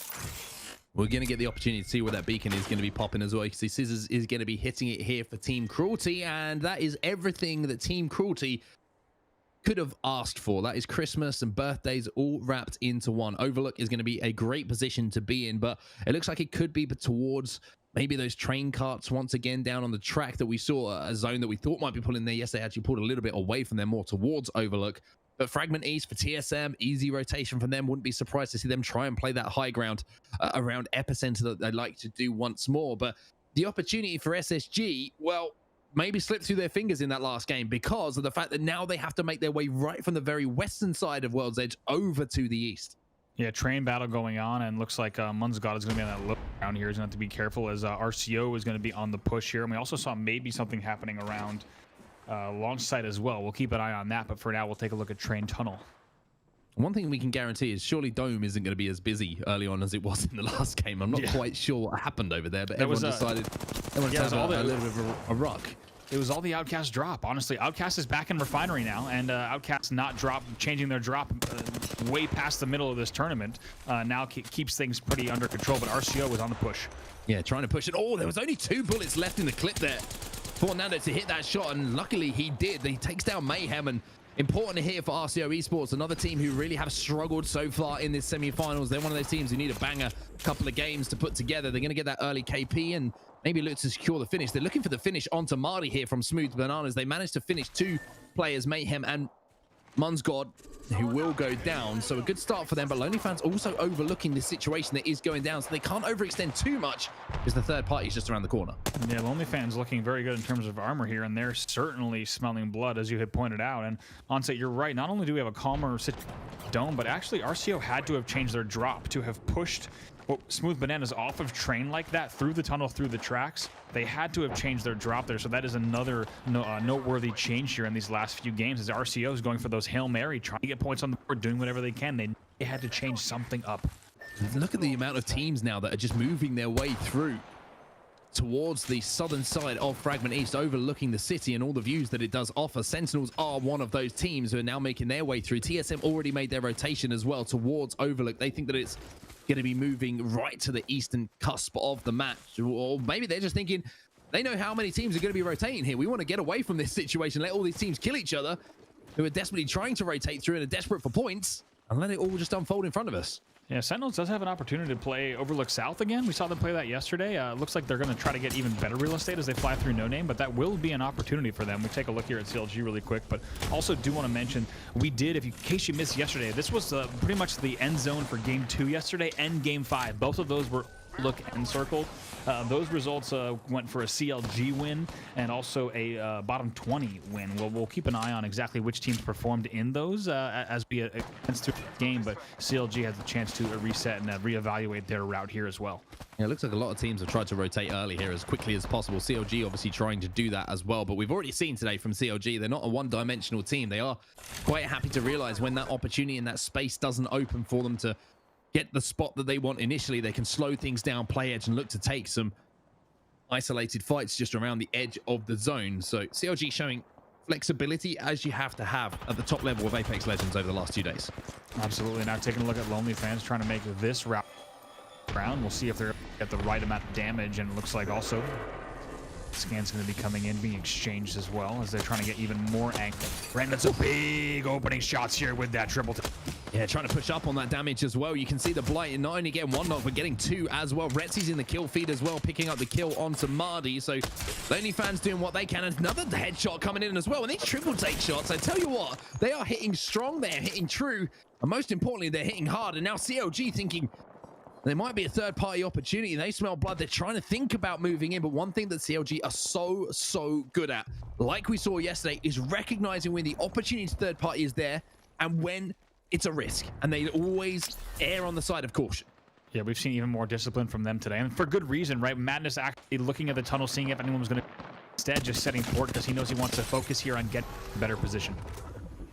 Well, both Pathfinder, even though two players have been knocked, the banners will be picked up here by Cap, so good job from him. The question is, where's he going to try and get to get those respawns in? He's going to have to work his way away from zone and away from all of the carnage that is going down. And speaking of carnage, it's around staging once more, and no surprise to see NRG involved again. And look at this, they got some nice angles here, and Nathan trying to do whatever he can to get even more opening damage. Has to back up for just a second, but they are flying in, continuing that damage on tracks. Going to go all the way around on the flank, but he'll... Yeah, I'm just worried if there's a third party coming in here as well. NRG already lost one. Sweet is down. Rocker and Nathan left to try and clean things up here. Panda's the last player alive as well. He'll be taken down by Rocker, so NRG win the team fight once again. Sweet wasn't finished as well, so they can get him back to his feet. NRG doing a great job early on. And it feels like NRG is that team that we catch in these early game fights. They're not afraid to take those 3v3s, and they certainly overextend more than your average team. Even in these competitive lobbies, they're not afraid to take those battles. They're confident in their ability, and they continually take those, where a lot of teams would try to maybe just disengage, maybe play it a bit safer. Even at this stage in a semifinal, with how good they're looking, they're still taking those battles and doing pretty well as well. You know, you can see at the moment that SSG, Space Station Gaming, might be involved in a fight themselves. There's a team just behind them in the choke, and I don't know if Space Station are aware. They've actually managed to make their rotation ahead of them under the bridge, so they should be pretty comfortable, maybe thinking about hitting that balloon just outside of the train station they locate themselves in right now. But a lot of teams already made their way in. You can see Sentinel was playing a very similar position, Andy, to what we saw them play yesterday. Certainly, and not surprisingly, like we said, this is kind of what I was expecting from them. Holding that Overlook South, it was an opportunity for them, mainly because they can gatekeep, like we saw yesterday, No Name, and anyone trying to come uphill through that open cover. It's also going to give them some pretty good opportunities for anyone that's moving big east up that Overlook Hill overall, and they can slowly rotate and play edge there. So they're playing exactly kind of where we saw them play yesterday. You can see that RKN, Urice and Hill, HRN will be involved in a fight themselves, and it's bottom 20 that they're trying to force out of this building. They're doing it very well. You can see Onward and Scurry having to scurry away, excuse the pun, up the hill outside of Fragment, because HRN have been winning so many team fights. Just a team you don't want to take on 3v3, let alone in a 2v3 situation. But HRN trying to keep that aggression up that has served them so well over the last couple of days. Yeah, bottom 20 presumably going to eventually make their way to No Name, and if they do that, then they're going to have to contend with ranged battles from Sentinel, so they'll need to be careful. But Space Station Gaming on set, the team that we've been talking about all weekend. A lot of promise here, but we're waiting to see what they could do right now. I believe, once again, down 38-53, quite a gap for them to get into the top 10 here with only 2 matches left on the board. 3 matches left on the board, excuse me. An interesting game for Space Station Gaming in the fact that the zone really isn't going their way. So as you can see right now, I think they've recognized this situation. They're looking for any fights they can take on the edge, and it looks like they've heard a fight going down around the station, around that building that they're running towards right now, and they're looking for a third-party opportunity. So SSG recognizing that maybe this isn't a placement points game for them. They're going to have to take these fights, be the third party, and be aggressive when they have the opportunity to do so. Yeah, it's going to be buff Pathfinder that they're going after, and right away they're going to try to see what they're going to be able to do in these engagements here. Looking at a little bit of damage, and scans are going to go down as well. You have to be careful here because there's a couple of teams in the vicinity, so it's not just as easy as moving in and wiping a team that might be caught off guard. There are third-party opportunities coming in for other teams, but a big knock coming in from Clarify is going to make their life a little bit easier. He's going to have to secure that knock as well. You can see him moving out. SSG recognizing the situation, but look who is overlooking this fight that is going on. NRG in a great position once again, just to cause a ruckus to SSG. Yeah, NRG is going to be very happy with this position that they have right now. Also is exchanging a little bit of shots there with RCO, so they're going to have to be careful and make sure that they don't overextend just too much, but going to be happy to get a little bit of extra poke from range as well. the RCO set up inside of Fragment West here. Oh, again, just overlooking where NRG and Space Station Gaming are currently fighting with the triple take in hand.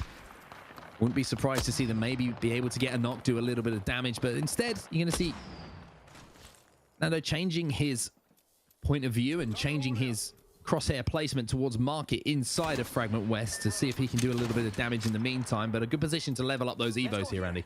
Yeah, and also pretty noteworthy. Take a look at this NRG big rotation here. They're just chasing down that player. That's going to be Bursty on the side of both Pathfinder. They're just trying to chase out this last one. They want to go ahead and wipe and get that one, and that will come in, and it will be even more kills on the board from them as we hit 17 squads left, and we'll have to see. They're going to have an opportunity here to just continue that rotation. But worth noting, those Frag West battles and even this chase just now, I mean, these are way out on the edge of zone. So as you had mentioned on set, NRG choosing to play this one a little bit more edgy, and they'll slowly make their way in. I was wondering if they might instead just go tunnel and could even have a chance here to just fly right through, and that's probably what we're going to see.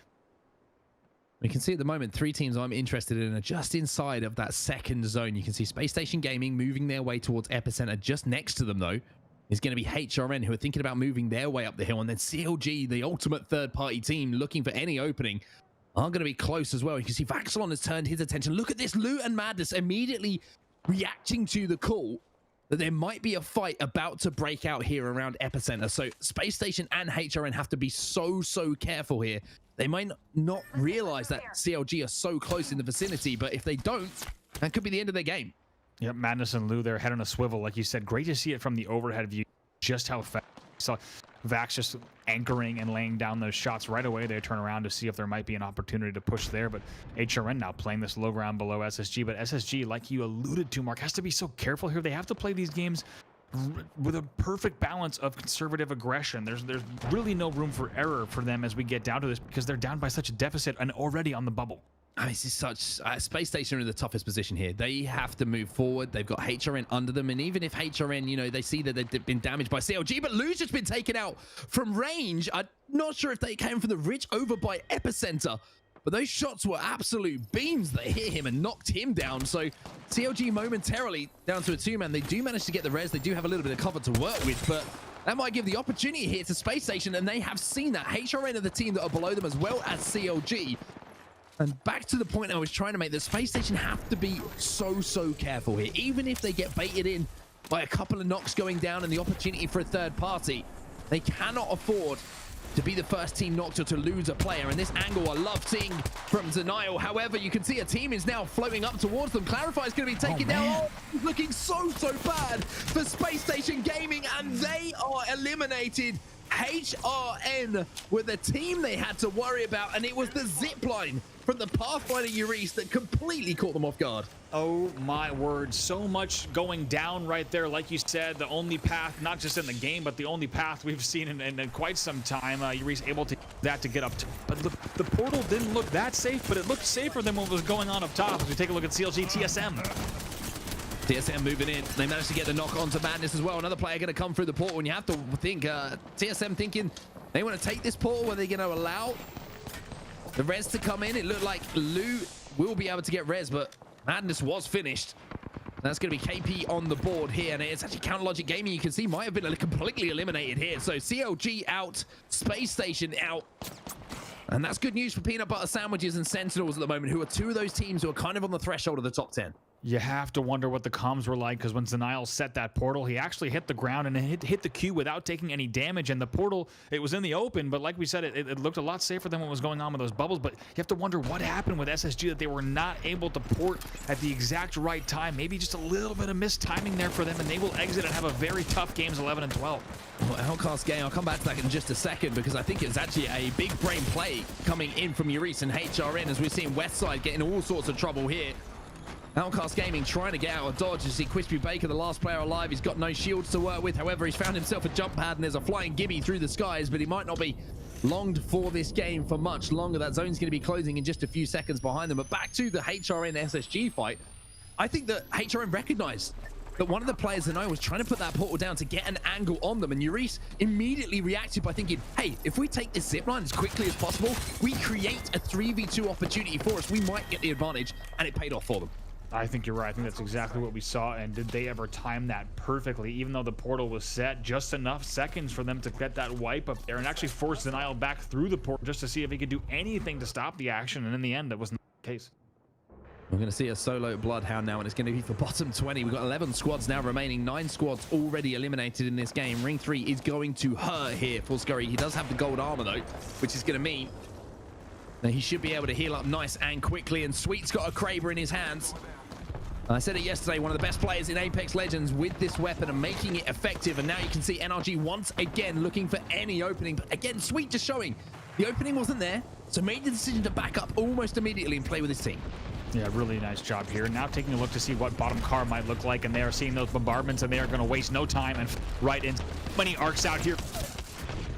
Either 8's going to hit pretty hard as well, and it's going to hit hard again, even harder for Sweet. NRG once again with a clean wipe, and Sweet immediately changing his focus to see if he can find a player. There's a 122 as well onto a player who was trying to hide behind a knockdown shield, I believe. Up in that little corner, Sweet smells blood again, and here comes Sweet. Oh man, flies right in there. Takes a port though accidentally, if I'm not mistaken there. We'll go ahead and take a look to see exactly how that played out, but they are flying in right away. Yeah, and it's going to be Nathan now moving in just to pick up some meds. The team was finished off, and Sweet with the Kraber in hand as well is going to finish off that down onto hundreds with a Z. And all of a sudden, we've got 7 squads remaining. I mean, I'm not quite sure what's happened in this game. It has been carnage all over World's Edge. It really has been, and you got to love that. Just, I mean, absolutely tactical from NRG. You knew when they were coming down right on that train, wipe that as quickly as they did, but the amount of damage they're able to do compared to the amount of damage they receive, and as they wipe those battles, they do it so efficiently. And even though those are third-party opportunities, the amount of damage you take from that third party can really be the difference on if you get pushed, if you're out of position, how long it takes to reset. All of that comes in to be quite a difference. But look at TSM here flying over to the side. Yeah, using that jump pad to make their rotation. Reps is almost going to have his armor broken, but getting across there without being taken down is a big play for them. But look at this, Sentinels now making their move as well. They're going to jump pad up to height above TSM now, but it looks like Retzi has recognized who is down there, doesn't want to get caught off by any of those teams inside of Overlook. So Sentinel is just going to back up, play this corner that they played so well in the games yesterday, and try and reset and formulate a different plan. Yeah, they're actually going to move a little bit north here, maybe try to take a more central eastern route into Overlook and see what options might present themselves in terms of third-party opportunities. But you're right, you saw Retzi get a look. He saw TSM there holding silos. By the way, this is the second day in a row here where we're just seeing TSM get what looks to be, I don't want to call it free real estate, but they're getting the best part of Overlook again and again, and it feels like just the way that they're using that jump pad, they're just able to get it way too easily, and it feels like they're tucked in really neat and nicely now once again. Yeah, I think a lot of fights breaking out on the edge has made their rotation a little bit more comfortable than it would be maybe if we had a little bit of a closer lobby, or if we weren't getting towards the stages where teams are just desperate for points. This is the thing we should raise as well. You know, teams aren't just fighting on the outside of the map for the sake of it. It's because they're desperate to pick up KP, because they need to force their way into that top 10. One of those teams who's currently holding down one of those top 10 positions is Sentinels, and Retzi doing damage through the stun and managing to finish off these kills. We're down to 6 squads now as Crust also gets involved and managed to pick up the kill on Blueberry Smalls. Yeah, those are going to be lonely fans there just trying to do whatever they could here at that top zip, and in the end, Sentinels, very nice job there. They're going to come in and loot up, and now we are down to our top 6 squads. My Little Phony, NRG, Sentinels, Cruelty, TSM, and Vibes. Plenty of room for people to play with at this point. Sentinels going to take their time to loot up, and you can see there's different areas to play. You can play under that big building there. You've still got silos available. Just looking across to see where TSM are right now, and it looks like they might have gone missing, or they might just not be showing up on the HUD. You can see they're still involved in the game and on team track on the right-hand side, but Sentinels, the team who have got to make the play here, so to speak, as they have to force their way across that open ground towards zone. And they're going to hope that a little bit of chaos ensues there. You're going to see a little bit of TSM popping up there. Snipe down, you're going to see on the top pillars as well. Reps popping into, yeah, so just a little bit of a HUD bug. Despite being in range, they didn't pop up right away. But we knew they were still tucked back into that comfy spot along the silos, exactly where they want to be. But Cruelty, happy with their positioning as well. But Onset, you make a great point. Sentinels' move here could be tournament defining in terms of exactly how they sit in this table. But actually, Scissors making a huge move, and now Sentinels going to go back to silos as well. Here they are in the mix. Yeah, getting aggressive as well, trying to force back TSM and force a position that they can play from, and they're going to be able to do it as well. Lots of nades coming in, arc stars and frags, which is going to force the bubble here from Sentinel. So if there's any gibbies around who are thinking about using that defensive bombardment to force a team out, then Sentinels might be the team to use it on, although it might be a little bit early to do so. Looking at the kill feed as well, and I just saw Sweet with the Kraber kill once more. I mean, at this point, I'm not surprised. And Senox pokes for a second just to look at the western side, and somehow, even poking for just a second, you know that it had to be TSM, maybe Sniped-Down on the top of that, maybe Cruelty Team as well, just getting some angles. Actually, excuse me, it might have been Sniped-Down directly above that damage. Because look at Sniped-Down just hunting his prey from the high ground. Yeah, Sniped-Down just overlooking Sentinels right now and just keeping an eye on every single one of their movements. He will not let them out of his sight. However, he's got to be careful that he doesn't get focused by all three players and overextend. And I've got to say, being on controller and being up on those silos, sometimes you can slip off the edge, okay? That's all I'm saying. It happens. And one team who's trying to force him off the edge is going to be Sweet, who had the opportunity maybe to hit that shot.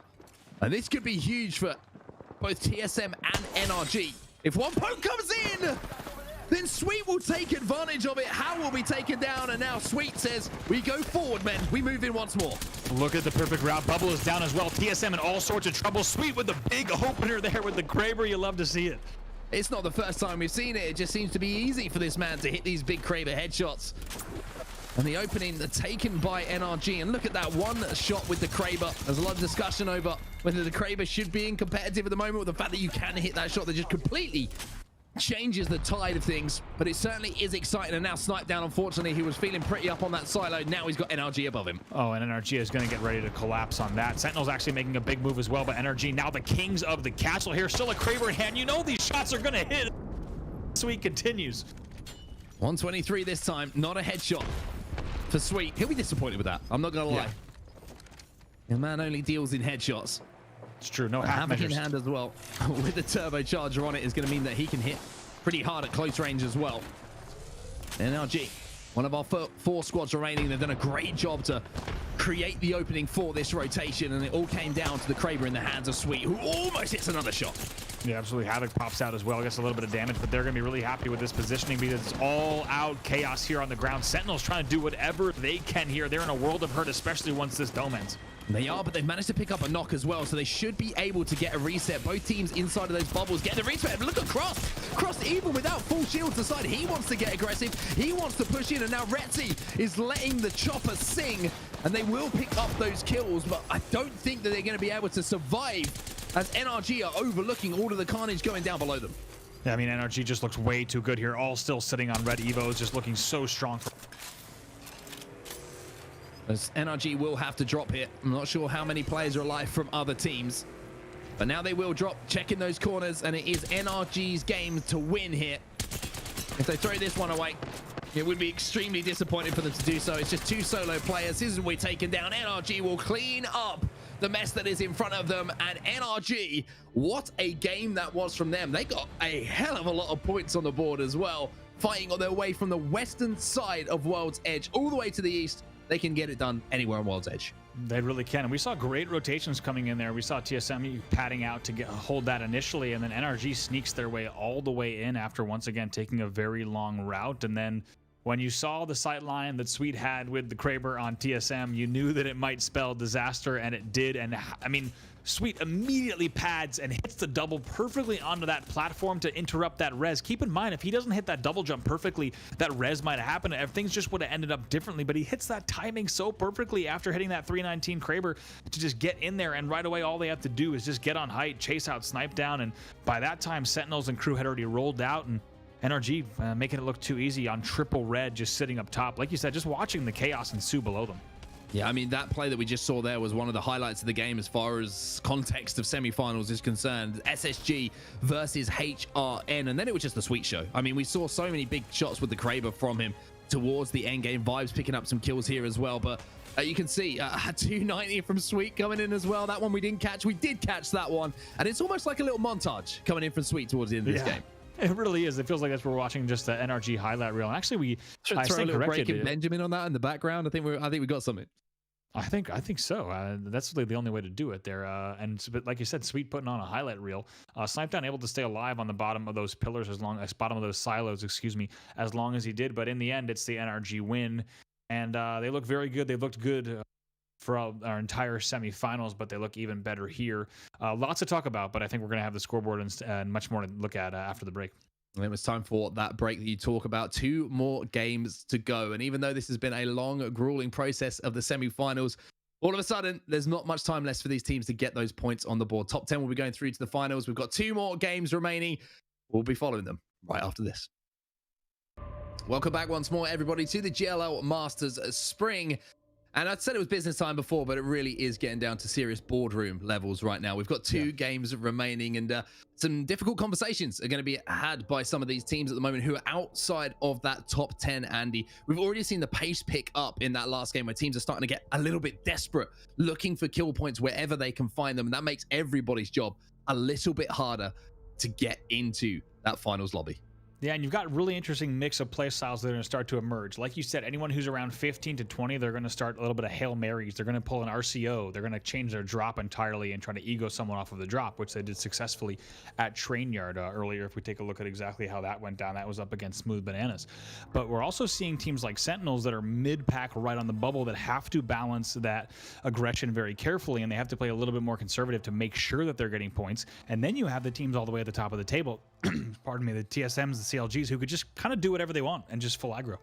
Yeah, I mean, NRG did that in the last game. It just seemed like every single time that they saw a team, they would decided that they were going to kill that team. And it's a pretty effective tactic if you win every single fight. And Sweet's got a Kraber in his hand. It certainly was a lot of fun to watch, unless maybe you're a TSM fan and you saw Hal's head get removed and then put back together again as we go into our final 2 games. But I mean, it's a tough one right now for the teams. We'll bring up the scores as soon as we have them available to you, just to give you the lay of the land ahead of these last 2 games. But now it's in, for some of these teams, it's going to be a case of you win the game and you get KP along the way, these last 2 games to qualify. And that is a tough ask, especially with how well the likes of TSM, CLG, HRN, everyone has been playing who's in those top 4 spots.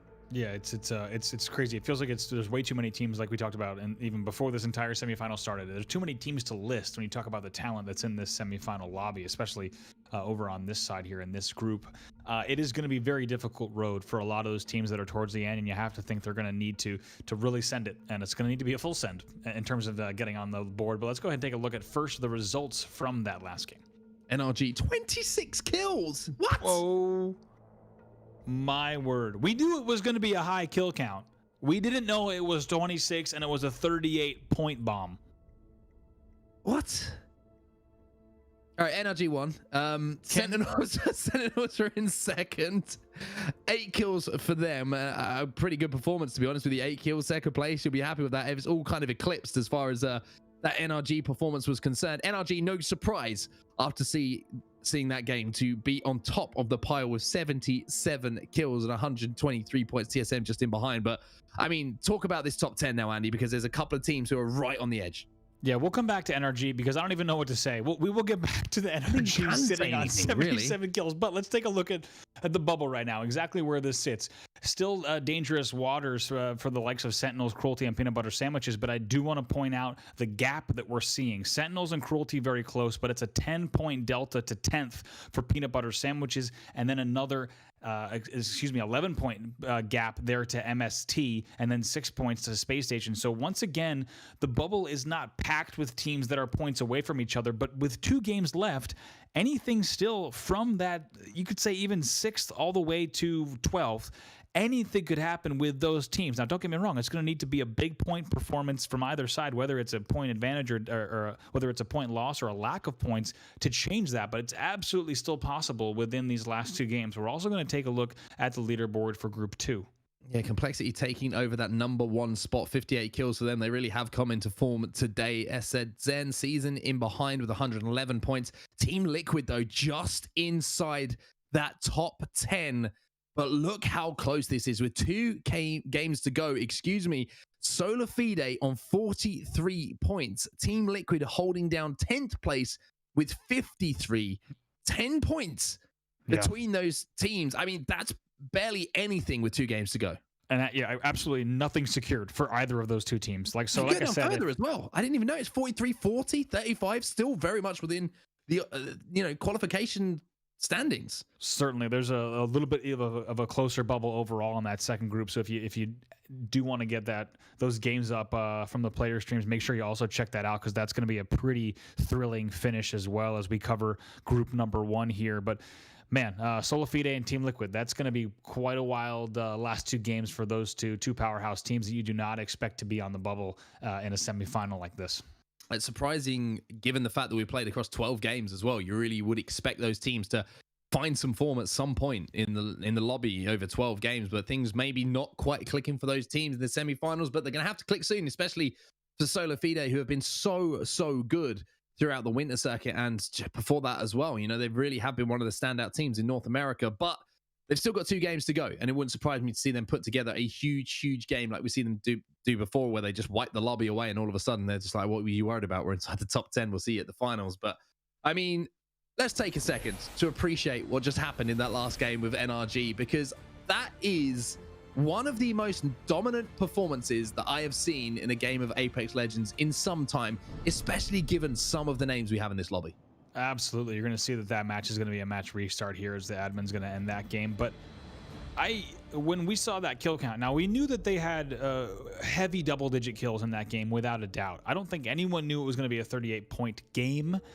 Just to put that into perspective, we were making a big deal about the fact that they had an average of 16.6 points per game in the quarterfinals. That was a very impressive feat. This is more than double that here in that last game. And the first thing I'm doing after this tournament ends tonight is I'm going to go find the VOD and I'm watching that game from their POV. I want to see the route. I want to see the comms, because we got to see a good bit of it as in terms of that bottom train car push, and then also pushing on to the second battle that followed that up, as well as their final end game battles. An amazing performance for Sweet for them to get the angles that they did, to then hit the Kraber shot, to then fly in right away on the advantage of TSM. It was an amazing game, and we only caught glimpses of it, but what the hell? A 38-point game. Absolutely crazy. Yeah, what the hell? I couldn't have said it better myself. I mean, holy might have been a better way to put it, but you know, yeah, we'll have to hopefully GLL don't fire me for that. Come on, I beeped it, it's fine. But amazing performance coming in from NRG in that game. But I mean, what's the mentality gonna be like for these teams outside of that bubble right now? You've got 2 games to go. You know, you haven't found any rhythm right now. I mean, how do you approach these games? Is it a case of you try and execute what you've been trying for 10 games, or do you think, hey, we've got to try something different now? We've only got 2 games remaining. It hasn't worked up until this point. It's such a tough place to find yourself in. It really is. As we get ready for this next match here, I want to talk about those teams just because we have another minute. As you just saw, the match is going to get restarted by the admin, so we're going to have a minute to talk about, while we wait for that match to start, the points that are on the board. I think for a few teams, they continue to play their game as usual, and I think that we can maybe take a look at the leaderboard once again for Group 1. I think it'd be helpful as we talk through this while we wait for the admins to restart. But the teams that I want to focus on, that I'll be looking at the most in terms of just continuing to play their game, the first one is going to be the likes of Sentinels, Cruelty, and Peanut Butter Sandwiches. The teams that are on the left side, your 8, 9, and 10. I absolutely expect them, along with MST, to be continue playing the exact game they're playing. I don't think they need to change much up. When I look at Space Station and lower, I think that's where I think some drastic changes need to come in, because Space Station there with such a big gap there, a 17-point gap, I don't think, even though these are talented rosters, Lonely Fans too, I don't think that they should just sit back on their laurels and say, let's play our game, because clearly at this point there are teams that are outperforming them. So I would say 12th and lower onset is where I'm expecting to see maybe a change in drops. Probably not a change in comps at this point, unless there were some very specific decisions being made for their side, but definitely a change in just where they're thinking about dropping, or even how fast they rotate out of their drop. Because right now I would say Sentinels, Cruelty, Peanut Butter Sandwiches, and MST are the only ones that can comfortably just continue to play their games, My Little Phony included there. Yeah, I want to give a bit of a shout out here to the team that's in 5th place as well, Vibes. What a performance it has been over the last couple of days from them. Ak, Mooney, and Voltic. I would not have picked them as a team who would be up in 5th place, with all due respect to those players really coming out and putting on a show.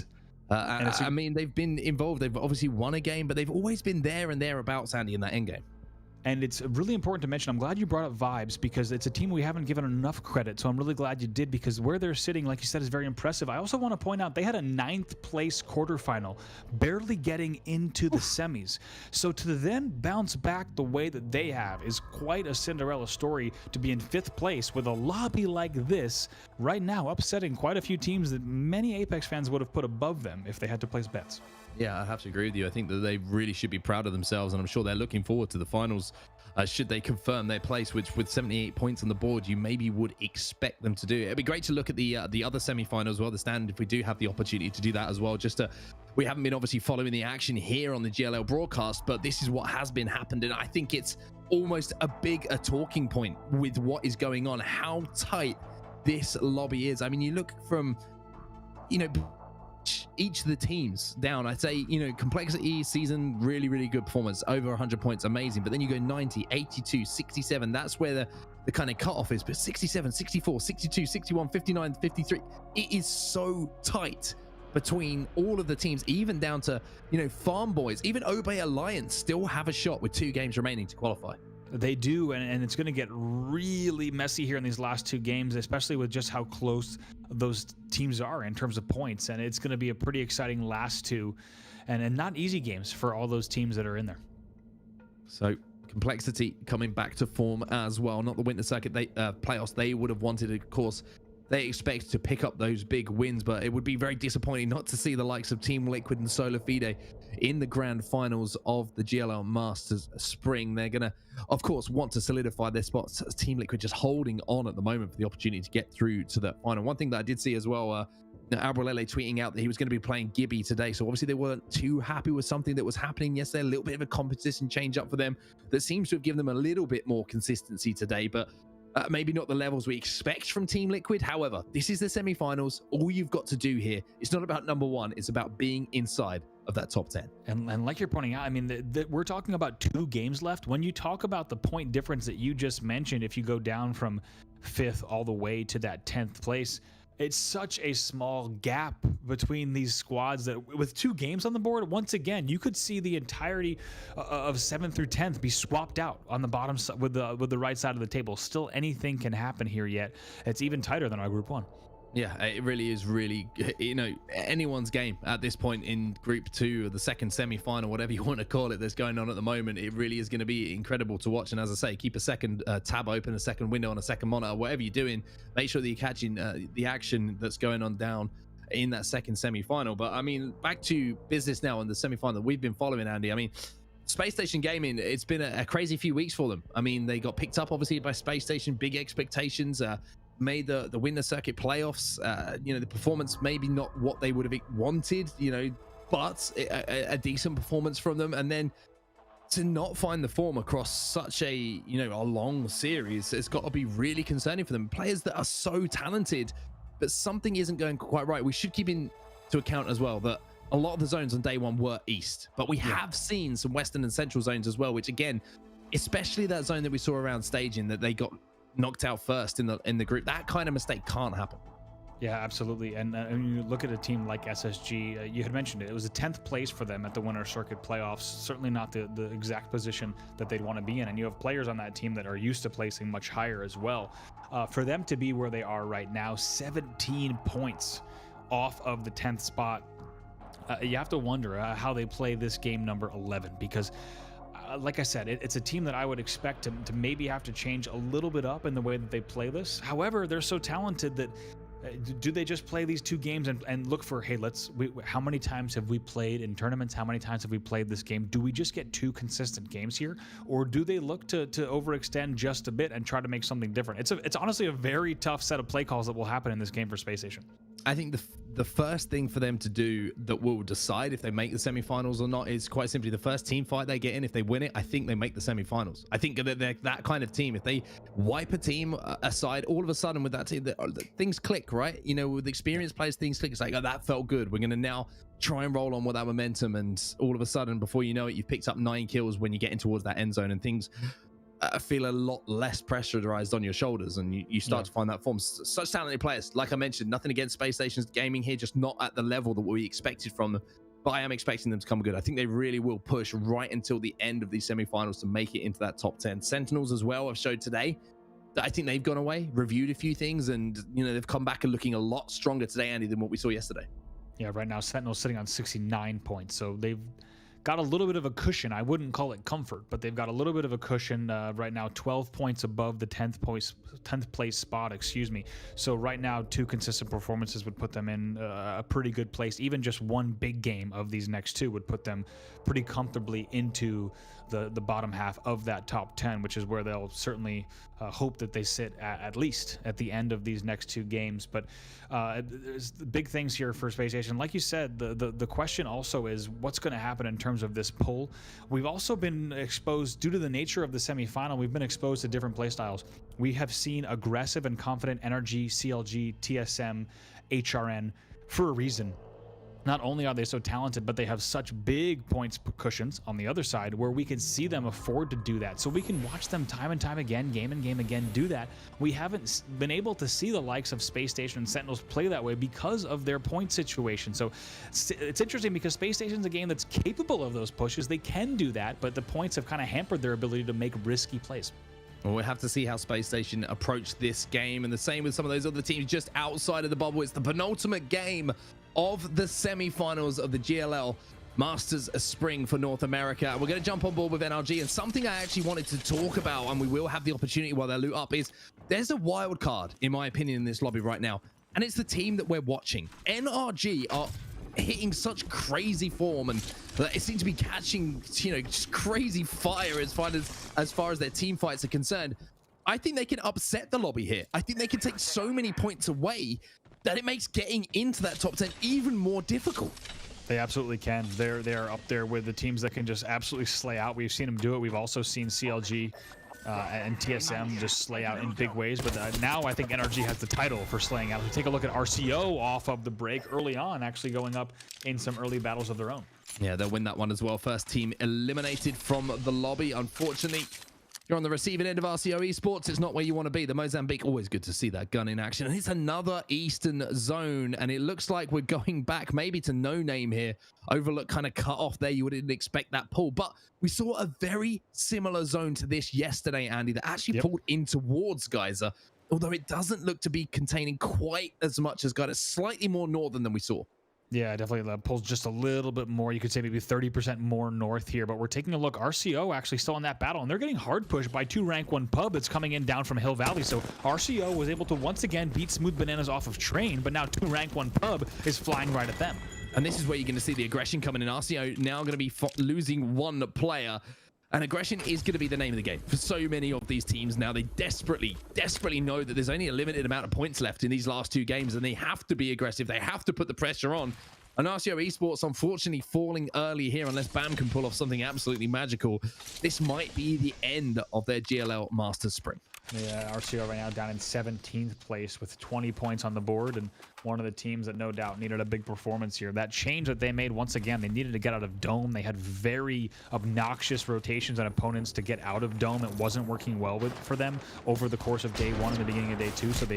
So far they're 2 for 2 on the train yard wins, but right away they get taken down. But look at Cruelty taking a lot of damage as well here at Overlook South. Yeah, Team Cruelty who land over at Overlook, trying to make a move into a little respawn town here outside, and TSM are already there. The rotations absolutely superb from them, and they just catch them off guard. And once again, it's how he's getting that opening pick, and maybe they're going to be thinking about, if there's no other teams in the vicinity, trying to push on this advantage. How now popping those cells has to get back up to a full complement. It'd be interesting to see if their opponents can get that player back resed, or if they got the finish. But you can already see this is where teams are estimating this circle will be finishing. 4 teams already in the respawn town. Yeah, they're looking for no name finish, and you see it right away. All the buildings going very quick, and unsurprisingly, we should talk though, TSM had the opportunity to fast rotate. They didn't just fast rotate, they got some great loot out of frag, and they also got straight in right away too. So they're going to be very happy with how this netted out. They didn't have to leave right away, but Sentinel's actually going to jump pad all the way out. They want no part of this here. Hal trying to get an angle. Reps and Hal both just overextending a little bit, see if they can get some shots onto Retzi. Retzi backing up now, and Sentinel's involved in a fight. You can see an EMP going off as well, which is going to slow down their progress a little bit, and they're going to have to be very, very careful here and play the southern side of these tracks, using that head glitch to make sure that they are difficult kills and difficult targets to hit. It looks like Sentinels kind of find out on that rotation that where they wanted to hold isn't available, so now they're having to think about plan B. They certainly are, and Sentinel's a team that had to make a little bit of a longer route, without a doubt, about the triple, actually a lot more than that, the distance of a team like TSM in terms of getting there. So instead they have no home, but they're going to find an underpass team here right away, and we'll have to see what goes on between this battle. Yeah, TSM just starting to give up that location within no name, the respawn town, where you want to, whatever you want to call it. and locate themselves inside of the tunnel. And maybe that's just because they realize that there's going to be so many teams and so much carnage going down that it could be one shot through a window, one grenade, one stick that could really scupper their penultimate game here. So they're letting everything happen in front of them, and they're just going to hold down this tunnel. They can see it's inside of the next zone as well, and just kind of let things play out. But look at this. Now they're catching HRN off guard, and they're going to be landing some shots, but the caustic ult will go down. Imperial How has to be extremely careful here. He gets stunned as well, has to back up. That's going to be a bubble in from Hill. They're trying to get aggressive here, HRN. You can see it's almost like two boxers boxing right now. Blows being landed on either side, but nobody quite landing that knockout shot. And only a little bit of heals going off here. This is going to be dangerous, and HRN looks like they still have that advantage as they're still going to make that push, but it looks like TSM's able to just tuck right against the vault here to get away for now and have an opportunity maybe to reset a bit more. Yeah, Scan's going to come in as well from Snipe Down, which is going to force HRM back. They don't want to be caught off guard, don't want to be shoulder peeking and getting beamed by three players just locating themselves onto where TSM were. So now you're going to see them pushing through. They can actually end up on Geyser, as you can see with how empty Geyser is right now, that teams have recognized this is a slightly more northern pool than what we saw in one of our games yesterday. But Yuri's just absolutely cut down on the cross. Should be able to get res though. As you can see, the dome is going to go down from Hill here. It's going to be up to RKN to hold the fort. White, the Pathfinder gets back on his feet, but a little bit of a scary moment there, Patreon. Definitely a scary moment. That happened much faster than I think any of us expected, including Reese, as he was just about to get into the doorway as you see some action happening outside. So Geyser's about to get real hot real fast. You have to wonder if TSM's going to re-engage, and I think that that's probably them on the outside of the tunnel as well. So things are going to stay pretty spicy here. Yeah, TSM just having a little look, a little gander, just a little peek around the corner to see if there was anything that they could come in and finish off. But looks like HRN now going to decide that they want to make their move through Geyser and maybe reapproach and reevaluate their rotation towards the northern side of the map. And CLG, we jump on board with Lou, who's on the toilet.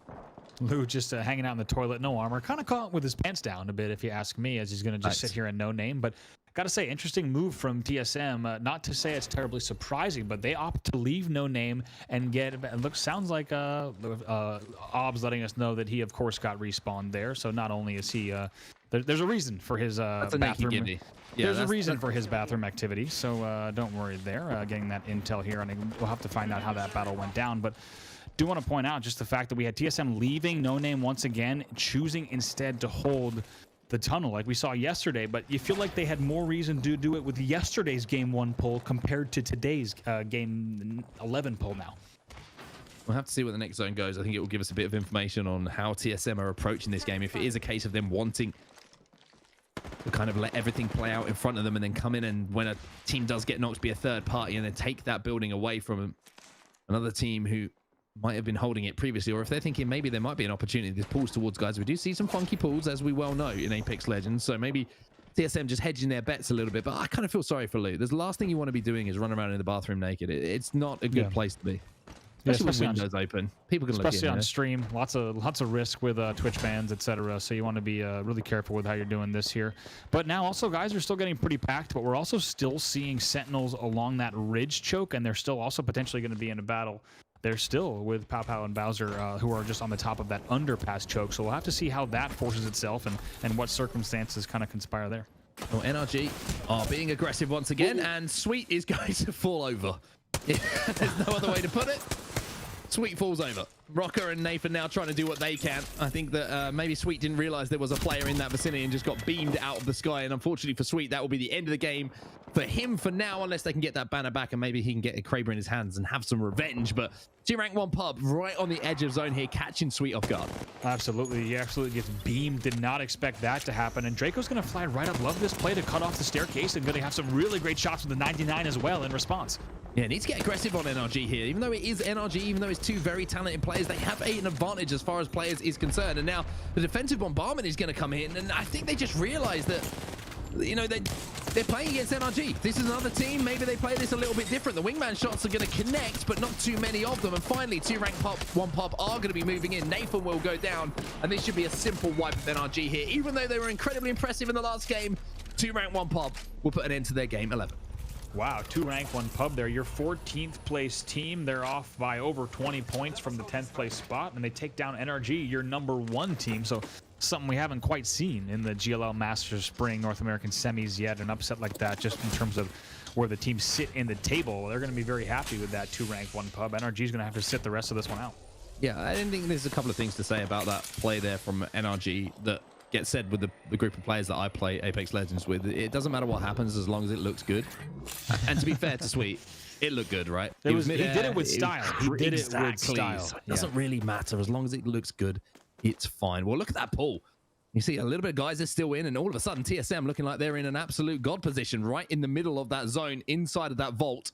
Teams still in and around No Name looking for SSG. They're right on the edge of the north side, and they've got Westside moving up just behind them as well. So SSG, who are up on the high ground at Epicenter, still involved in this game. And although that might sound like an obvious thing to say, that is vital for them.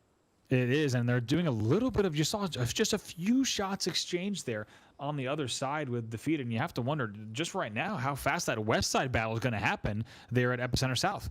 Well, it looks like Clarify might be the closest player and might be engaging with them, and it looks like they're sneaking up at the moment. Clarify is desperately going to be calling for help if he does spot Westside moving up, and you can see Mr. Herculo is going to poke out there, and a couple of shots will be exchanged, and now it looks like Westside are trying to get aggressive. The ult's going to be popped by the Bloodhound here to give him that extra ability to scan more frequently and that increased movement speed. So it looks like Westside want to make a play here on Space Station. A huge moment in this game 11. I was wondering when we were going to see that scan from Muffins, just because he would have gotten that information that an SSG player was caught out. It looks like didn't get the information in time, or just didn't have the right kind of positioning, composition in terms of being able to push that solo. Didn't get the scan maybe at the right time. Space Station going to fly right out of there.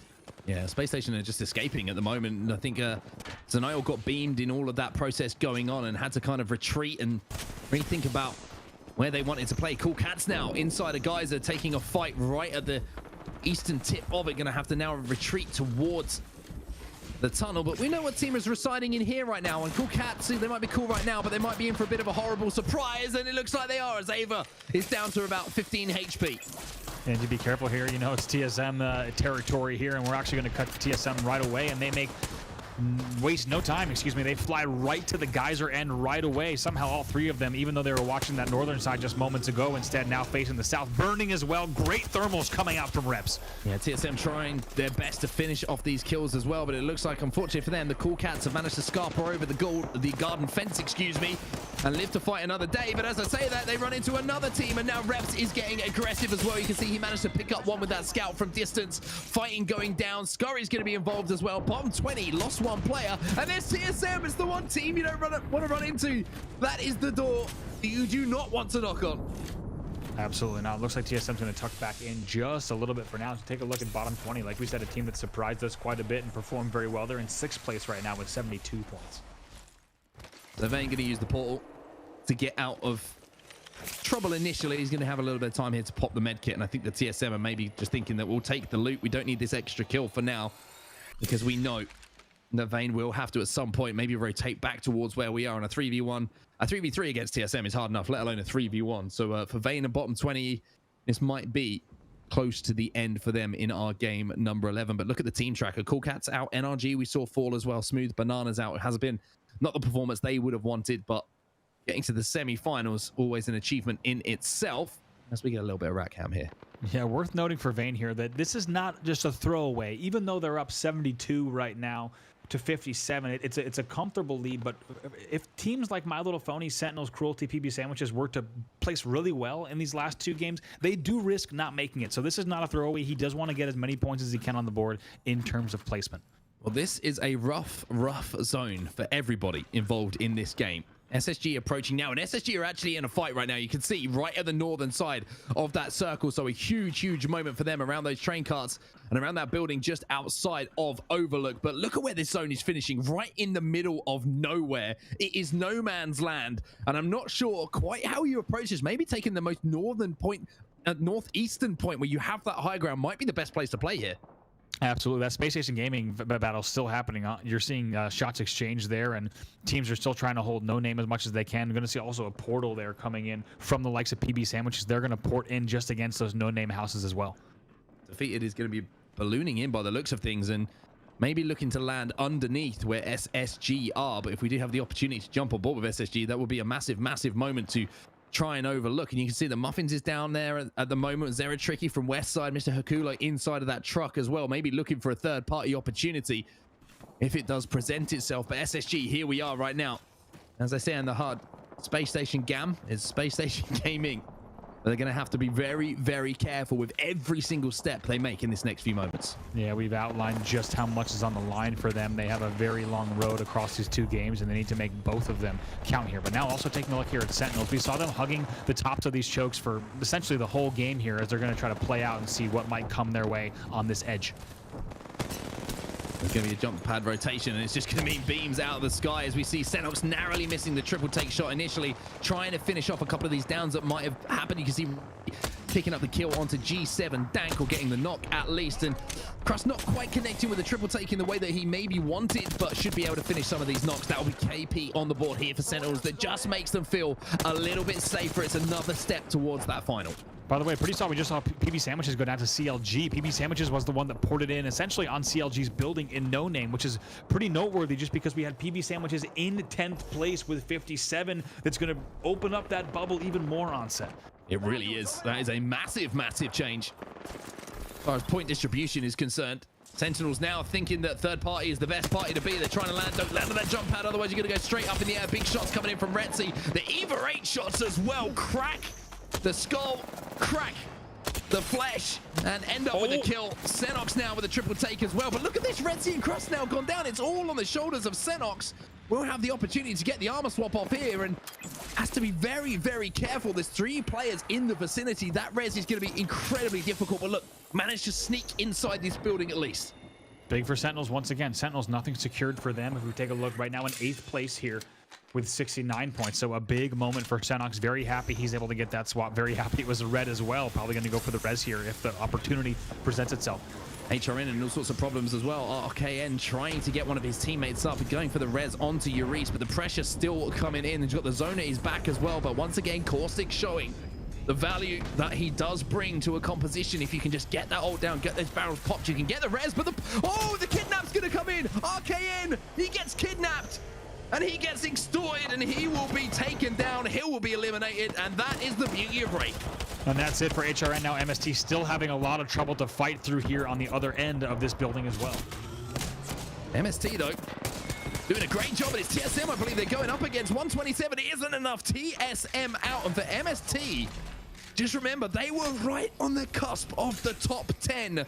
Yep. So with the likes of Sentinels struggling a little bit, with the likes of Peanut Butter Sandwiches eliminated, maybe it's MST who are going to make this late run here. It is a very, very big moment for them on set. You called it perfectly. They were in 11th place. They already saw 10th place drop. And this right here could determine if they make it into the NA finals. So far, a very good game 11 for them. And you know, when you see a smiling Hal pop up on your screen, something's happened, but not sure quite what. But MST managed to take down TSM in that fight. Not sure if it was a smile or a grimace on the face of Hal there, but Panda's going to be swapping over that gold helmet to give maybe the opportunity for Six to get that portal back up if he was the one who picked up. It was indeed. Now we're going to see a little bit of a hat juggling. Yeah, I want to get that gold helmet swapped over there to make sure they maximize that. But now taking a look at Space Station, this is the team we've been watching here in all sorts of trouble. Oh, they're in trouble, and Zanai was the last player alive. He manages to get out with 1 HP as the Octane. The only problem is there's a Bloodhound above him. I'm not sure if he is aware, and that will be Space Station eliminated. However, somehow they managed to get into the top 5 now, and Outcast Gaming now try to push in, finish off these kills inside the Dorito building. They're trying to get in, but the jump pad is going to slow things down. His mission, all sorts of shots here. I'm not sure if he's connected at all. Switch to the bolt. That'll get the job done, and now it's a 1v1 inside this bubble. The rig will go down, and all of a sudden we're down to 3 teams. Absolute carnage here, and No Name. Scan still coming in. Buff Pathfinder going to go for that quick res, and they got to be careful here as all sorts of work needs to be done in terms of getting their team back in it. But now looking at MST, this is a team we've been talking about. They have a chance to put themselves in the middle of the pack here and maybe even secure their way through on this game alone. Oh, they really do. 2 squads remaining, and they are up to a full complement of players. They've got things to work with. They've got positioning as well. They are overlooking the final team inside of this building. What a performance it's been from MST with their backs against the wall for the majority of the semi-finals. Now might that be their moment, like you mentioned, to break into the top 10. Yeah, both Pathfinder, the team that we just saw, they're actually going to have a whole bunch of time to reset. So even though we saw those scans coming in earlier, they will be able to get all themselves back up on reds, and now have a slight armor advantage. And we'll have to see how they play this here in the final moments. It's a rare moment. It's a raw 3v3 between these two for our win in game number 11. Armor advantage heavily on one side. Only Pandas with the red on one side, but we'd say positionally, team up on the high ground have the advantage. However, that could change with one shot here from the Kraber in the hands of Bursty. He gets tagged up a little bit here. Doesn't want to show that he's got that Kraber in his hands. Needs to be so careful not to give that information away. But at the moment, this is almost like a search and destroy round as he narrowly misses the head there of the Wraith. And like you said, positional advantage for sure, but right now Buff Pathfinder just trying to do whatever they can. Right now, they're looking for that opening poke. If they can get the damage here, it would give them really that opening to make something happen from this disadvantageous position. But instead, we'll have to see. Wisely, I do expect MST to not poke, to not show. There's no reason to allow that damage to come in, especially from something like a Kraber. Well, it looks like they've managed to locate that there's one player who's a little bit split from the rest of his team. And they're going to try and Gibraltar bubble him off of that rock, and that's where they want to move up on. That's where they want to play. The scan going to come in as well, and now the bubble. It's a 2v3 situation for just a few moments, and now you're going to have to see a big shot being hit with this Kraber. If he can hit it, it will change the tide of this 3v3, but both teams don't want to give any kind of advantage away. And now here comes a bombardment as well. They have to reset all the way back because they know they timed that on that bubble to have that bombardment hit just at the right time. Forces them all the way out, forces them south. Now they're playing this rock that they probably did not intend to play originally here. A little bit overexposed. Look at this angle, though. Having to swing out a little bit wide to try and desperately connect with one shot that would, as I mentioned, completely change the complexion of this 3v3. Zone's going to start moving behind them. Wraith bobbing and weaving, but Matt not going to be able to connect once more with the Kraber. Has two shots now that haven't connected. And Bursty now looking to move forward once more, trying to sweep in and beam these players. But he's going to be taken down. Metro with a huge knock initially in this fight. And now the rest of MST will move in 6 in a 1v1 situation. MST will win the 3v3, will win game 11, but most importantly will put up a massive point game for them in the complexion of the semi-finals. That should put them inside of the top 10, which is what these semi-finals are all about. It really is all about that. And that's we saw as soon as they started to heat up just a bit when they won that first battle, we were thinking MST, okay, rank 11. Keep in mind that was after peanut butter sandwiches had already dropped. So they played that so well, but we're going to take a look at a few highlights from that game. But that first knock that they just got in that bubble fight, a little bit of deja vu as we saw the likes of Buff Pathfinder trying to make that push up. Right there though, that knock in the nick of time, that perfect team shot to get that beam, to get that opening is exactly what they needed. They close out the game, but more importantly, as you said on set, to propel themselves up in the leaderboards. They were down by 11. That's a big delta off of the bubble. Between 10 and 11 to be an 11-point difference. As you saw in Group 2, it's completely different. MST going to grab a lot of points from that one. Yeah, really important for them to do so as we take a look at some of the highlights from that game as well. And that zone was a harsh one for so many teams. It was, as you saw where it ended, out in the open, nowhere to really play for any teams, which is why you saw so many teams falling in and around that zone closing, just being forced into each other, into the open. I mean, a couple of rocks to play, a little bit of a deficit in maybe high ground and low ground, but a very difficult zone for any team to pull out the win. So even more impressive for MST to come out in that game and put together such a huge game.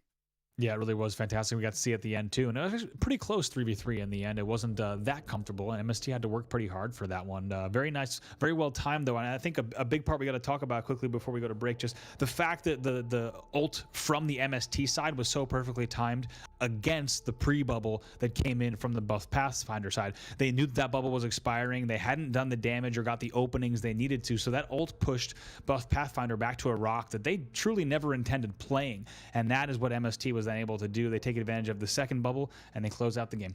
Amazing stuff coming in from MST, and it is time for us to go for a break for the final time because we've only got one more game in the semi-finals. That's going to be coming up in just a few moments, and then we will confirm who will be going through to your North American finals. We'll see you in just a sec. And welcome back, you wonderful people. Thank you for joining us for what will be the final game of the North American semi-finals for the GLL Masters Spring. Andy, I mean, that game has completely changed everything as far as the leaderboards are concerned, or we're expecting it to, at least. When we get to see them, I think we are going to see some shifts and a lot of teams being very nervous with only one game remaining. Yeah, there's going to be some shakeups for sure. And if I'm honest, as Apex fans, that's kind of what we want to see. We want to see a pretty tight and pretty intense game number 12. And based off of the results that we just saw in that last game, especially with how MST did and how early an exit we saw from PB Sandwiches, let's go ahead and take a look. That could be big. That could be really, really big for MST. 23 points for them. Space Station with 5 points getting into the top 10. Is that going to be enough to force them up the table? Sentinels just inside that top 10 as well. But I mean, I can't do like just looking at that. It's not giving me enough information about who's going to swap places. We need to see the overalls. But yeah, you can see how important that could be, Andy. And here are the overalls. And MST have forced their way in. 69 points for them. What a game to pull out of the bag with only one game remaining. And a 12-point gap between 10th and 11th. And then after that, another 12-point gap between 11th and 12th. So MST, you said it perfectly. They absolutely forced their way in. They needed a game like that, a 23-point game, to get themselves into the top 10. Keep in mind, they were down by quite a bit to get themselves now. They were down by 12. They get themselves up by 12 there, and they're going to get in. Now, PB Sandwiches and Space Station Gaming, the pressure is on for those two squads. Is it possible that the likes of Lonely Fans and 2 Rank 1 Pub make it in with a huge performance? To be honest, looking at the math, not really. They would need an NRG-esque 38 point, whatever the heck they dropped earlier. I think it was 38 points.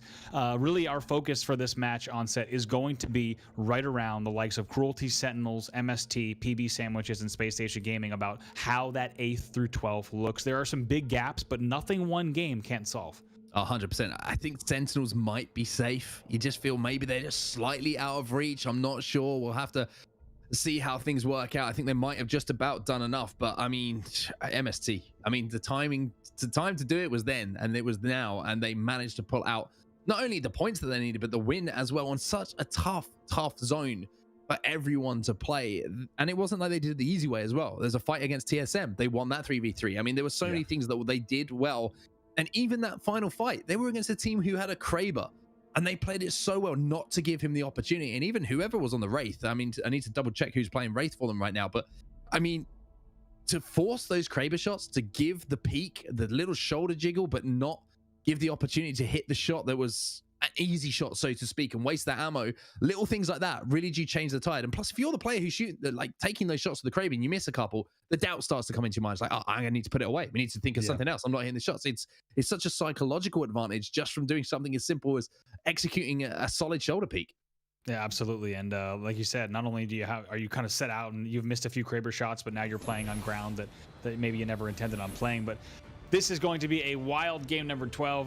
Like I said, as Apex fans, just like you guys at home, we want to see it go all the way down to the wire. It's entirely possible that you have a game 12 where this isn't really a situation where it isn't this close and where you don't have opportunities for teams to claw their way back in just as the points fall. But that is not the case here. It's going to be a pretty fantastic game 12 to close it out for the North American semifinal.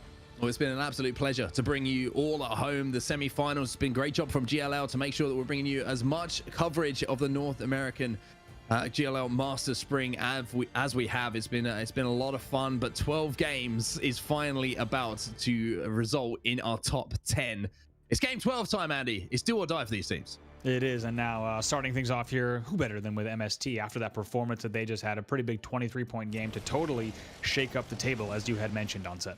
Well, MST are landing around Thermal and the train station just outside of it right now, which makes their win even more impressive. The fact they had to traverse their way across World's Edge and make themselves known to the rest of the squads in the lobby around that final circle. But look at that. I mean, a very central circle once again. That is about as central as you could possibly ask.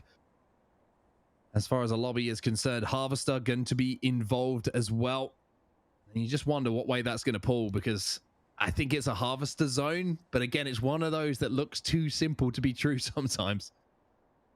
It's true. And actually now we're going to see a few different changes happening in drops. We'll get to those, but this looks awfully similar on set to that match number 7 that we saw game number 1 today in terms of exactly where that pull is. But I want to talk about it again. This is probably the highest ratio of unplayable space we've seen in GLL Masters Spring, and I've actually seen in Apex for a long time. You'd be hard pressed to hover a circle that size over the map and have less playable space than you do right now. Yeah, a lot of mountainous areas involved, and unfortunately, unless you've got a pair of rock climbing boots on you, you're not going to be able to get up there too easily. So the teams, it's going to be all about that early rotation. SSG, they need to maybe think about taking some edge fights to get the points on the board that they need, and then working their way in with a third-party opportunity. But look at NRG. Nathan is overlooking this fight that could break out between RCO and SSG. He's going to back up now. But I mean, I think that NRG recognize maybe that SSG are on the cusp of being eliminated, and they're thinking, hey, if we can take out a team like SSG here and knock them out of the finals, it makes our job a little bit easier in the finals. Take out your competition. Yeah, you have to wonder. They back off a bit. Fine line between the griefing and taking out competition. Depends on, I guess, which Apex fan you ask. We'll have to see. Right now, they instead take the Harvester route, but RCO, who by the way did steal that train route, they're actually pushing on SSG right now, and you have to assume that a battle is going to come soon based on how close all those names are getting here as they're trying to get some angles. But maybe RCO's instead just going to sneak all the way into Countdown. Yeah, it looks like they're backing up to Countdown, which is going to make SSG's path a little bit clearer. You can see they're currently just still looting up around Lava Fissure. They're not going to be too exposed. Probably using the crafting station there as well to make sure they've got the batteries and everything that they need to make their move. But, I mean, really, really nervy moments for SSG. I mean, it's been not the tournament that they would have wanted so far. And, you know, there hasn't been a lot of Western zones. You should keep that into account. But you need to be able to put enough points together across 12 games to get to a final, even without the zones going your way. Absolutely. And just to keep everyone in mind, if you're just joining us here, you picked a heck of a to tune in. It is right now we're taking a look at the bubble because these are the semifinals. The top 10 teams will advance. It's going to be MST in 10th right now with 69. 5-point lead above them is going to be Sentinels in 9th, and Cruelty and My Little Phony tied at 75. So really anything can happen here. On the other side of that bottom 10, you've got teams like PB Sandwiches and Space Station Gaming, which we would have bet would have been in that top 10. So really fantastic game number 12 with this central zone teed up for us in our final match of the NA semis. Yeah, NRG making their rotation as well, and interesting to see that they've managed to quickly rotate into Harvester. They've got somewhere to play as well, even though it was a little bit scary just for a few moments. You saw one of the players have his shields broken, but now they're trying to get aggressive, and that's PB Sandwiches down there on the bottom as well. So NRG can have a real influence. If PB Sandwiches go out here, then quite simply, they will not be making the finals. That's right. NRG with way too much power. Nathan down there for a second looks like going to be trying to get him up in a moment, and they're going to hold up top for a second, but PB Sandwich is definitely in dire situation. You can see that Sweet is doing a good job here of just making sure that nobody's going to push in for that third-party opportunity. PB Sandwich is really not in a position they want to be in, though, down on that low ground, giving so many lines of sight to the likes of NRG to fire back and cause all sorts of problems. Of course, the grenades are going to be so deadly as well. There's no Watson interception pylon to slow those down, and now all of a sudden you've got an Arcstar coming in, and all of a sudden peanut butter sandwiches, the bread's starting to fall apart a bit. And yeah, it's not looking good. This is a soggy peanut butter sandwich. I need to be very careful, get this thing off of the ground as fast as they can, because if there's one team that knows how to push an advantage, it is NRG, and they will not hesitate. Black Hole goes down there seeing that Horizon ult, and Vibe's going to try to make this push as well. Yeah, it does a great job as well. Manages to catch the Arcstar and get the damage done onto Fury, and he'll be taken out finally. And that'll be a KP on the board here for Vibes, who have been, in my opinion, the team we weren't expecting to do well, who have overperformed so well. They have been absolutely fantastic Vibes throughout the semi-finals, and will be in that final lobby when we do get to our grand final. So congratulations for them. TSM trying to make a rotation, but you can see already having a little bit of a resistance on their way towards Harvester. Yeah, it was CLG holding that central choke. Used to be a big zip choke, of course, a much more traversed area in earlier versions of World's Edge. Not as popular anymore, but still CLG deciding to hold there, and TSM wants no part of that. They're going to scope out the ridge choke and also underpass to see if there might be even easier routes in. I'm thinking maybe it'll be underpass based on that route, or even wider, but also taking a look at some action here at Tree. Looks like with Cool Cats. Yeah, Cool Cat's trying to find anything they can, any fight that they can. NRG once again having a fight. It looks like NRG actually might have just eliminated peanut butter sandwiches. So PB Sandwiches, one of the top teams in North America, will not be making it through to the grand finals. We said how there could be an upset with so many talented teams in this lobby, and we have our first one here, Andy.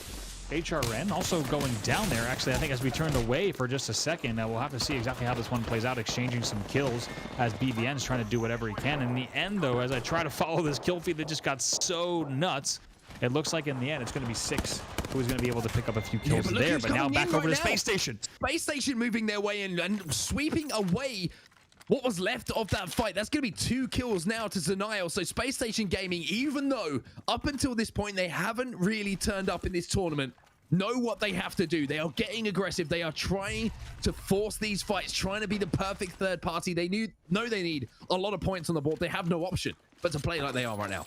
Absolutely. I believe if we take a look at exactly where they are, they're quite a bit down. I think they're 24 points or so off of that 10th place if we take a look at exactly where they are. So they need an absolutely huge game here. Not impossible though, and not an outrageous game, just one that really lets them pop off and they could find themselves in there. But you talked about it, Onset. NRG is bullying people out of this lobby and out of this tournament here at Harvester. Sweet's going to have to back down though, and currently in the position that we saw being held by Peanut Butter Sandwiches a few moments ago. Unfortunately, Peanut Sandwiches didn't have too much success due to NRG getting aggressive and making sure that they took advantage of the opportunity to knock out a team such as them. HRN, you can see on the team tracker, like you mentioned, also eliminated. MST eliminated as well, the winners of our last game. So all of a sudden, maybe there is an opportunity here for Space Station. Wow, MST getting eliminated. As a reminder, MST is your 10th place team right now with 69 points. And after that, next team was Peanut Butter Sandwiches, also eliminated with 57 points. And with 45, it's Space Station Gaming is that one team that you think really has the shot at sneaking into that top 10 and stealing that spot from MST. You can see Space Station at the moment. They're around Tree, and they are safe. They are not within any line of sight of any team near them. They have the complete southern side of the map to play.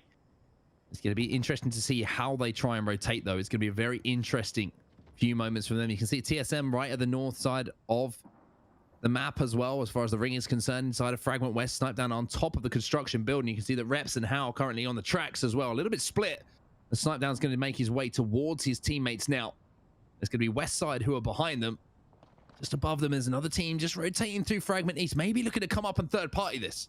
Yeah, that's going to be 2 rank 1 pub that's also north that you were just highlighting and the OBS team was highlighting as well. So TSM definitely stuck in between that lava choke. Need to be careful with West Side and 2 rank 1 pub. Both those teams would love to be part of a final battle that takes down TSM and tries to put a few more points on the board. Now we get a nice overview of exactly how that looks. TSM's just holding on the outside, kind of in between the 2 chokes. And once again, we're going to see them do a similar rotation as Hal's on the Peralta, instead bring them back towards Underpass instead as we check on board with Space Station in a battle here. Fight going down. Bubble going to be forced as well. 68 with the R301 will give them the opportunity to push, and it's going to be Bursty. He's taken down by Frex, who looks like he's a man on a mission in this game. They've already managed to get 1 knock. They will secure the kill as well, and now expect Space Station Gaming to take advantage of this. Surely they have to push on this position. Yeah, this is the Space Station that we expect to see. This is their normal form. This is the talent that you see on this team as they hold height here and decide how they might want to try to push this snake.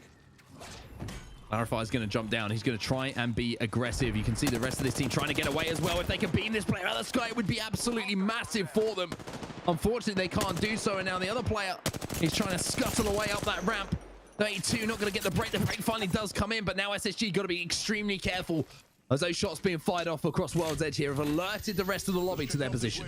They do have to be very careful, and what has to be in their mind is we talked about onset about play style and how the numbers start to factor into play style. Space Station certainly knows at this point that they cannot just play a kill heavy top 4 finish. That's not going to get them. Remember, 24 points they're down. They need a big game here, and it needs to be one where they put that many points on the board, and that's a very different play style here, and they need to make sure that they're taking risks at some point throughout this game as they can continue to battle through here. Yeah, they're going to pick up 1 kill though onto Caps. That's going to be another KP going down to Space Station Gaming, and sometimes you just feel like a team catches fire at just the right time here in Apex Legends. SSG know what they want to do, but look at this. NRG could once again have a say on this lobby. They're looking for the third party opportunity with the jump pad, but NRG now backing up. I was going to say the man's gamer tag might be sweet dreams, but these are things of nightmares for these teams on the bubble as they just have to watch out for NRG ready to swoop in and crush their GLL Masters dreams here for the spring split, because Space Station, like we said, this is a performance where even if they had an awesome, say 10, 12 kill third place, it would not be enough. They need to get even more than that, and they need to play some very good Apex Legends and with some very calculated risks to make sure that they are getting at least that many points on the board. So their endgame strat will be very interesting to watch. Well, it looks like TSM are continuing their battle with Westside here, I presume, which is the team that they're currently focusing their attentions to. Zone 3 will be closing now. Popping up, I should say, closing in around 2 minutes time. And it is indeed. I was going to say, two rank 1 pub is actually even closer. No, excuse me, I apologize. 2 rank 1 pub is even closer in this battle here, and all the way on the other side of that is going to be West Side. The 3 teams still working their way around this area. TSM still trying to overlook and see if they can pick up some kills, and you are completely right. West Side on the very western side of this fight. G7 Dan going to be taking a lot of damage through the skies as well. Going to be forced to pop a battery, but teammate Hundreds with a Z is going to be doing enough to at least slow things down. But Westside now trying to get a little bit aggressive with that Gibraltar defensive bombardment going down, being used in an offensive capacity. And now 2 rank 1 pub going to be forced to back up. And that might be the signal for TSM to try and sneak up a little bit here and see if they can capitalize on the damage being done by the other teams. Yeah, perfect timing there onset. You knew that it was coming in from the rear, and here from distance, try to poke, just see what opportunities might present themselves, and looks like maybe not the exactly most appetizing third-party opportunity, but they're still going to get curious about it and see what they might be able to do against the likes of Westside. We've also got a team coming up behind them, though. They need to be extremely careful that they don't get caught off guard here. You can see just to the left of your screen, there is a team sneaking up behind TSM, and Reps has no idea. If they beam Reps in this position, he is down for the count. He's slightly out of position, but sliding down into that position has actually just broken that line of sight that the team behind would have had. So Reps, maybe, I'm not sure if it was a piece of genius or maybe a little bit of good fortune going for him as far as positioning is concerned. I think we'll vie on the side of genius because of what Reps, his reputation is as a player. A scary, scary moment there for TSM. It was. That was Cruelty to their rear that was coming in and thinking about maybe trying to make something happen. Now, Cruelty team is sitting pretty. They just know that as long as they play a pretty consistent game here, they have 75 points. As long as they play a moderate kill game with a decent placement, they should be through. So I'm not surprised to see Cruelty not take that risk. Sentinels, another team who are inside of that top 10 as it stands and should be pretty comfortable. It's the same story like you just mentioned for Team Cruelty as it is for Sentinels. Just play safe. Play calm, work your way in late. As long as you're inside of that top 10, you will be safe and you will be qualifying for the finals. The 3-1 in the hands of Retzi here. They're not going to be doing too much, as the team that was trying to rotate behind them is going to be 2 rank 1 pub, who we saw just a few moments ago in that choke between Fragment and Harvester. Now they're going to be changing their rotation. They're going to be going through the tunnel here. They need to be quick because you can see that zone's going to be closing, and they're not going to be safe if they try and make this rotation through towards that snake outside of Harvester. Yeah, Sentinels and Cruelty team, you have to wonder, they would have caught in the feed PB sandwiches and MST going down. You have to wonder if they are doing that quick math to determine that Space Station Gaming really is the only team that can bite at their heels. The same with the Sentinels and My Little Phony, who are essentially all tied right around the 75 mark, because essentially just one wipe like that would be all it takes to make sure that they are through. So if any of these teams are aware of that, that could come into play, but we'll have to see if that plays out. This could be the zone that just finishes to the east of Harvester, just pulls out into that open ground, maybe just outside exactly where NRG are located right now. So interesting moments in this game. Sentinels in a pretty good position, but Sentinels also looking to get aggressive here onto Team Cruelty. You can see Crummy and Scissors trying to pop some batteries. Osenpie trying to do exactly the same thing himself, and Krust is going to have to back up here, and as are Retzi and Senox deciding they don't want to take that fight. But you can see there, Team Cruelty, unfortunately, one of the players got knocked from a triple take coming in from its Voltic inside of Harvester, and TSM now made their way above the snake. This is NRG and TSM on top of each other. Yeah, Voltic from the Vibes team connecting from distance and causing a little bit extra havoc here. Dome's going to have to go down there for the TSM side. NRG's going to fly right in. Yeah, they are going to fly right in. And look at this from Nathan. No respect being shown to TSM. And NRG not only will pick up the kills, Nathan's gonna put a little bit of a teabag down on that sniper and the rest. That is disrespect. I love it, and I want to see more of it in Apex Legends. Here we go. This is very, very clear disrespect. It's a clear message from the NRG side against TSM, and I'm almost uncomfortable with how efficient NRG's pushes are on those bubble wins. When they come in, once again, it is tactical. That is a SWAT team that flies in through, and they pick up those kills, and they had a few extra words, a few extra things to say on set afterwards as well. Oh, absolutely. I absolutely love it. I'm one of those people who thinks that, you know, when you've got competition, there's always going to be emotion involved. And it's great to see those rivalries build between two teams. And it looks like NRG want a rivalry with TSM. They are quite happy to try and dominate and show that they are the best team in North America. This is what this is all about. Remember, to get into that finals lobby. And Sentinels now trying to hold off this push behind them. The Prowler in the hands of Sunox is going to allow him to do a lot of damage, excuse me, up close and personal. But Cruster's gone down. Retzi almost gone down as well. But Sentinels now wiped in this final game. And 2 rank 1 pub will be the team that come out on top.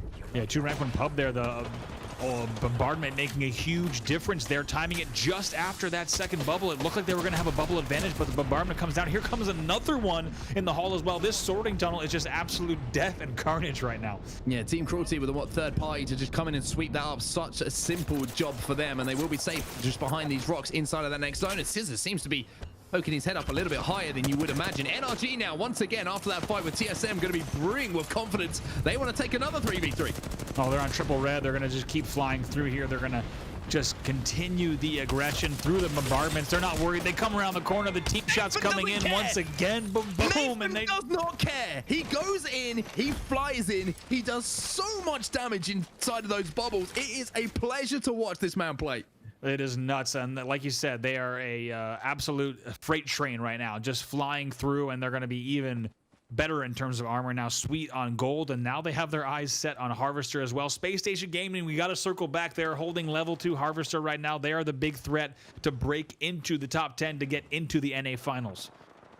They're in the top 5 in this game, and there is a chance. There's always a chance. If you get towards the end game, Space Station Gaming leaving it late. But have they left it too late? That's the question now as they make their way through the central structure. Harvester just trying to overlook and see where these teams are located, get the information they need before they make their next move. Now, of course, now with 5 squads left, they can't just play the win here. Now, we've always known that, but it's even more true now. They need a lot of the kill, and now 4 squads left. They need almost all the kills that are left in this lobby. Simply getting a win here, even if they get 50% of the kills, probably won't be enough. Keep in mind, they would need a 12-kill win to get through. They need to make sure they have a ton of these kills on the board, and they need to claim them all for their own. Yeah, they need to kind of like aim a few of these opportunities that we're seeing right now. The damage is being done, but they're not getting the kills, they're not getting the knocks, and you can see even with the damage being done here by Zanaya with the Hemlock, it isn't turning into kills. And the issue for them is that NRG are killing everything. NRG are taking the kills out of the lobby and the points out of the lobby here for SSG. NRG's total after this semifinal is going to be absolutely wild. And like you said, look at this 6 right now kill leader here for Sweet as they continue to mop up. And they are certainly the biggest threat to Space Station, not in a direct 3v3, but just in terms of points economy. The NRG controlling, patrolling, and just looking for anyone who dares turn their attention to them. Space Station Gaming, though, this is a huge opportunity for them to look for a third party, but here come NRG again. Sweet moving in this time with the Eva 8. SSG need to make this move because NRG will get that door closed and they will be able to reset in that fight. I feel like that was an opportunity that might have been missed by Space Station Gaming, but at the same time, they're aware that team is underneath and could have come on third party. I do too. It feels like a lot of risks have to be taken here at this stage, and even though it's a very different strategy than any other time that you would play this game, I would never recommend pushing that battle we just saw, but I think in this circumstance, it certainly was something they had to consider, because if they could have gotten the wipes on all those kills, it could have been a difference maker. Now the pressure's even on even more. We don't know their total kills. We saw Zanile had 3 on the board, so you have to think, depending on how much Clarify and Frex have, they might need all of these kills that are left in the game to get through. And once again, it's Vibes who are the third team alive here, down low, making their way towards endgame. Once again, a phenomenal performance coming in from Vibes. And now Space Station Gaming, as well as NRG, have an opportunity here to somehow scrape their way into that top 10. It would be the definition of a last gasp, but look at this. SSG, they've lost a player, and Rocker once again says, hello boys, I'm coming in to finish off these kills. He's got the Eva 8 out, and I'm pretty sure this man has barely missed a bullet with that gun in his hands. Absolutely unbelievable. It's NRG once again with perfect timing as they fly right up on height. They're not afraid, and they're not done yet. They're also taking down Vibes as well. They are taking down everybody in this lobby, but it will be Vibes who come in as the third party and clean things up to close out what has been a crazy couple of days here for the North American semifinals. But I mean, Space Station had the opportunity in that game. They really did get themselves into a great position, but Nathan doesn't care. He just doesn't care. He flies in, Eva 8 in hands. The man doesn't miss. He has been an animal. NRG have been animals. They absolutely have. As we take a look at highlights from that game number 12 of our North American semifinal, and it was quite a game that came down to the absolute wire with our top 3 squads. But like you said, Nathan really doesn't care. He also, you might have seen on Twitter, 15 of those kills in that 38-point game were his as well. And you know he put up big points in this game, and certainly that entire NRG squad. Like I said, the man might be called Sweet Dreams, but it has been a nightmare for the rest of the lobby, and they just kept flying in. Perfect timing once again on the pad against SSG. And we saw just at the end, Obs pointed out as we take a look at this. Oh, I know you love this push from NRG as well. I mean, Nathan just flies in with that Eva 8, and inside the bubble, he does so much damage so quickly. And then Sweet was like, hey, no, you've been playing pretty well, Nathan. You know, I'm going to have a go myself. And you've seen the Kraber shots. And then, I mean, every single player who has been on NRG today has been on fire. Rocker included.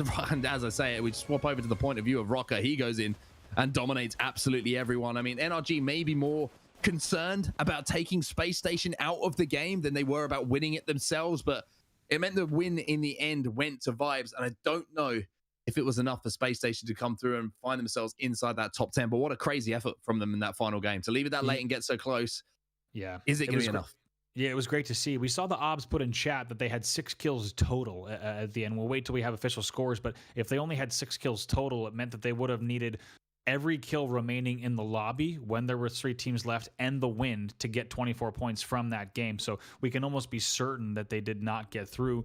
We'll wait till the official scores come through, of course, but you have to think for Space Station, maybe risks needed to be taken earlier, because even when you are in a situation like that, what are the chances with third parties that you get every kill in that last battle? It would require absolutely perfect, not just perfect Apex gameplay, but also a perfect amount of luck as well. Yeah. But it has been an amazing set of days. We'll wait for those scores to come, but all the way down in the last game in terms of deciding who comes through as our top 10. I mean, I think it has been a crazy couple of days, and it goes to show how strong North American Apex Legends is at the very top level right now. You have so many teams who are in contention, even down to the last game. You know what I mean? In this 20-team lobby, that's showing that it seems like when we started off the Apex Legends competitive cycle, there was kind of 5-6 teams that kind of separated themselves from the rest, right? But now when you get to the finals and you have those 20 teams in there, it really does feel like anyone on their day can take it away. But I said right at the start of yesterday, the NRG have been on this consistent upward trajectory. They win the Winter Circuit playoffs. They looked like the most dominant team in Apex Legends over the last 2 days. Oh, they are. And then they look not just the most dominant as well, but they look like just the fiercest in terms of the way that they're taking these 3v3s. They are taking straight 50-50 3v3s pretty commonly. And then as long as they get just the tiniest bit of damage, the tiniest bit of advantage, or even in scenarios where we saw they don't have that advantage, they're in with confidence. They're ready to take those bubble fights. Eva 8s are out. And like I said, I would love to see a breakdown just at the speed of which they get those third party clean and how fast it wipes, how fast they reset, and how fast they're on to the next thing. It feels like they leave no room for error when they pick up those kills, especially if you look at that TSM push at the end. They just get the right damage. They fly right in, and it feels like you're looking at under 6 seconds sometimes before they are looting, healing, and yeah, it really is impressive from NRG, and I think they're just going to continue to get better and better, especially with Sweet at the helm calling. You know, we've seen what Rocker and Nathan can do in the last 2 days. Like, mechanically, those guys are absolutely insane and just seem to be getting better and better as a unit as well. TSM, a great performance from them over the last 2 days as well. Maybe a little bit slower today than they were yesterday, but I mean, yesterday they were a crazy high level as well. CLG a little bit of a quieter day today, but we keep saying it. There's so many massive teams now in North America that could win every tournament. We're like, CLG were amazing. TSM were amazing. NRG were amazing. Like, HRN everyone was amazing. is amazing. Yeah. HRM was amazing. Vibes. Shout out to you, by the way. Yep. Amazing performance from them with all of these crazy things going on around you to make your way into that finals. I mean, insane North American Apex Legends. I've absolutely loved the semifinals. It has been great, and it didn't feel like a semifinal, and it didn't feel like it even when you and I started to prepare for this event. When we looked at the list of teams, and we were starting to build teams to watch, building how their quarterfinals were, how all these teams performed in the winter playoffs, we were like, wait a minute, for a semifinal, there's almost too many teams to list here about how this lobby was going to play, and I don't think it disappointed at all. I think we got to see amazing action from the top squads and even a few upsets as well. Yeah, of course, and there might be some more upsets. Remember, we've got another semi-final going on as well. It's almost like you say, it feels like a final, and sometimes I forget there's another semi-final going on because we've been following this one group of teams. But we saw Solar Fide were outside of the top 10. We saw that Liquid were just about inside of the top 10, so we really could see some surprises cropping up ahead of that finals lobby. But I mean, what lobby it's going to be, Andy? That's one thing we can guarantee. If you don't want to miss the GLL Masters Spring Grand Finals when it comes around, and I know you're going to be casting it. I know I won't be joining you, sadly. I'm sorry. I'm sure you're actually really happy about it, but it's going to be amazing. It's going to be an absolute blast. No, it would be great to have you for those North American finals, but it's so glad to have you for these semifinals. But you're right, it's going to be a crazy lobby. I can't wait till we get the overall scores from both, because then we'll know what the makeup of that lobby is. But it's going to be even more games too, as you recall from previous GLL Masters. It's going to be a total of a 16 game set, so it will be a grueling gauntlet for these teams, and it will truly determine who's sitting on top right now before we get into the ALGS Championship. So you had mentioned it yesterday, but it's a really nice moment here where we get to see post playoffs as the meta settles a bit, as after we come out of Season 8's first patch, as we come out of the Chaos Theory patch and a lot of meta shakeup. Where do things sit before the championship? It's going to be a really nice opportunity to see across 16 games how that all plays out. And teams are hitting levels of consistency and ability that I think we haven't seen yet in Apex Legends. I always say it, right? It just seems that every time that we see these teams play, there's another level. They find another level of whether it's things they do meta-wise, whether it's execution, whether it's whatever it might be.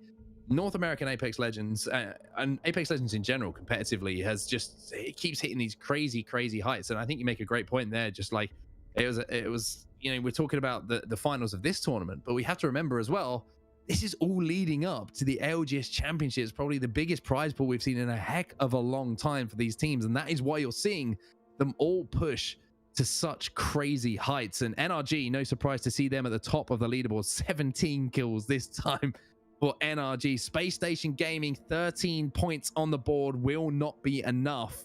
TSM inside that top 10 once more, but I mean, it was a crazy last game. Vibes in second again. We can't talk enough about Vibes, but these are the final standings. MST get in, and unfortunately for Space Station and Peanut Bar Sandwiches, it will be a finals that they will have to spectate and not take part in. But I mean, what a top 10 that is. You couldn't argue against anyone in that top 10 saying they didn't deserve it.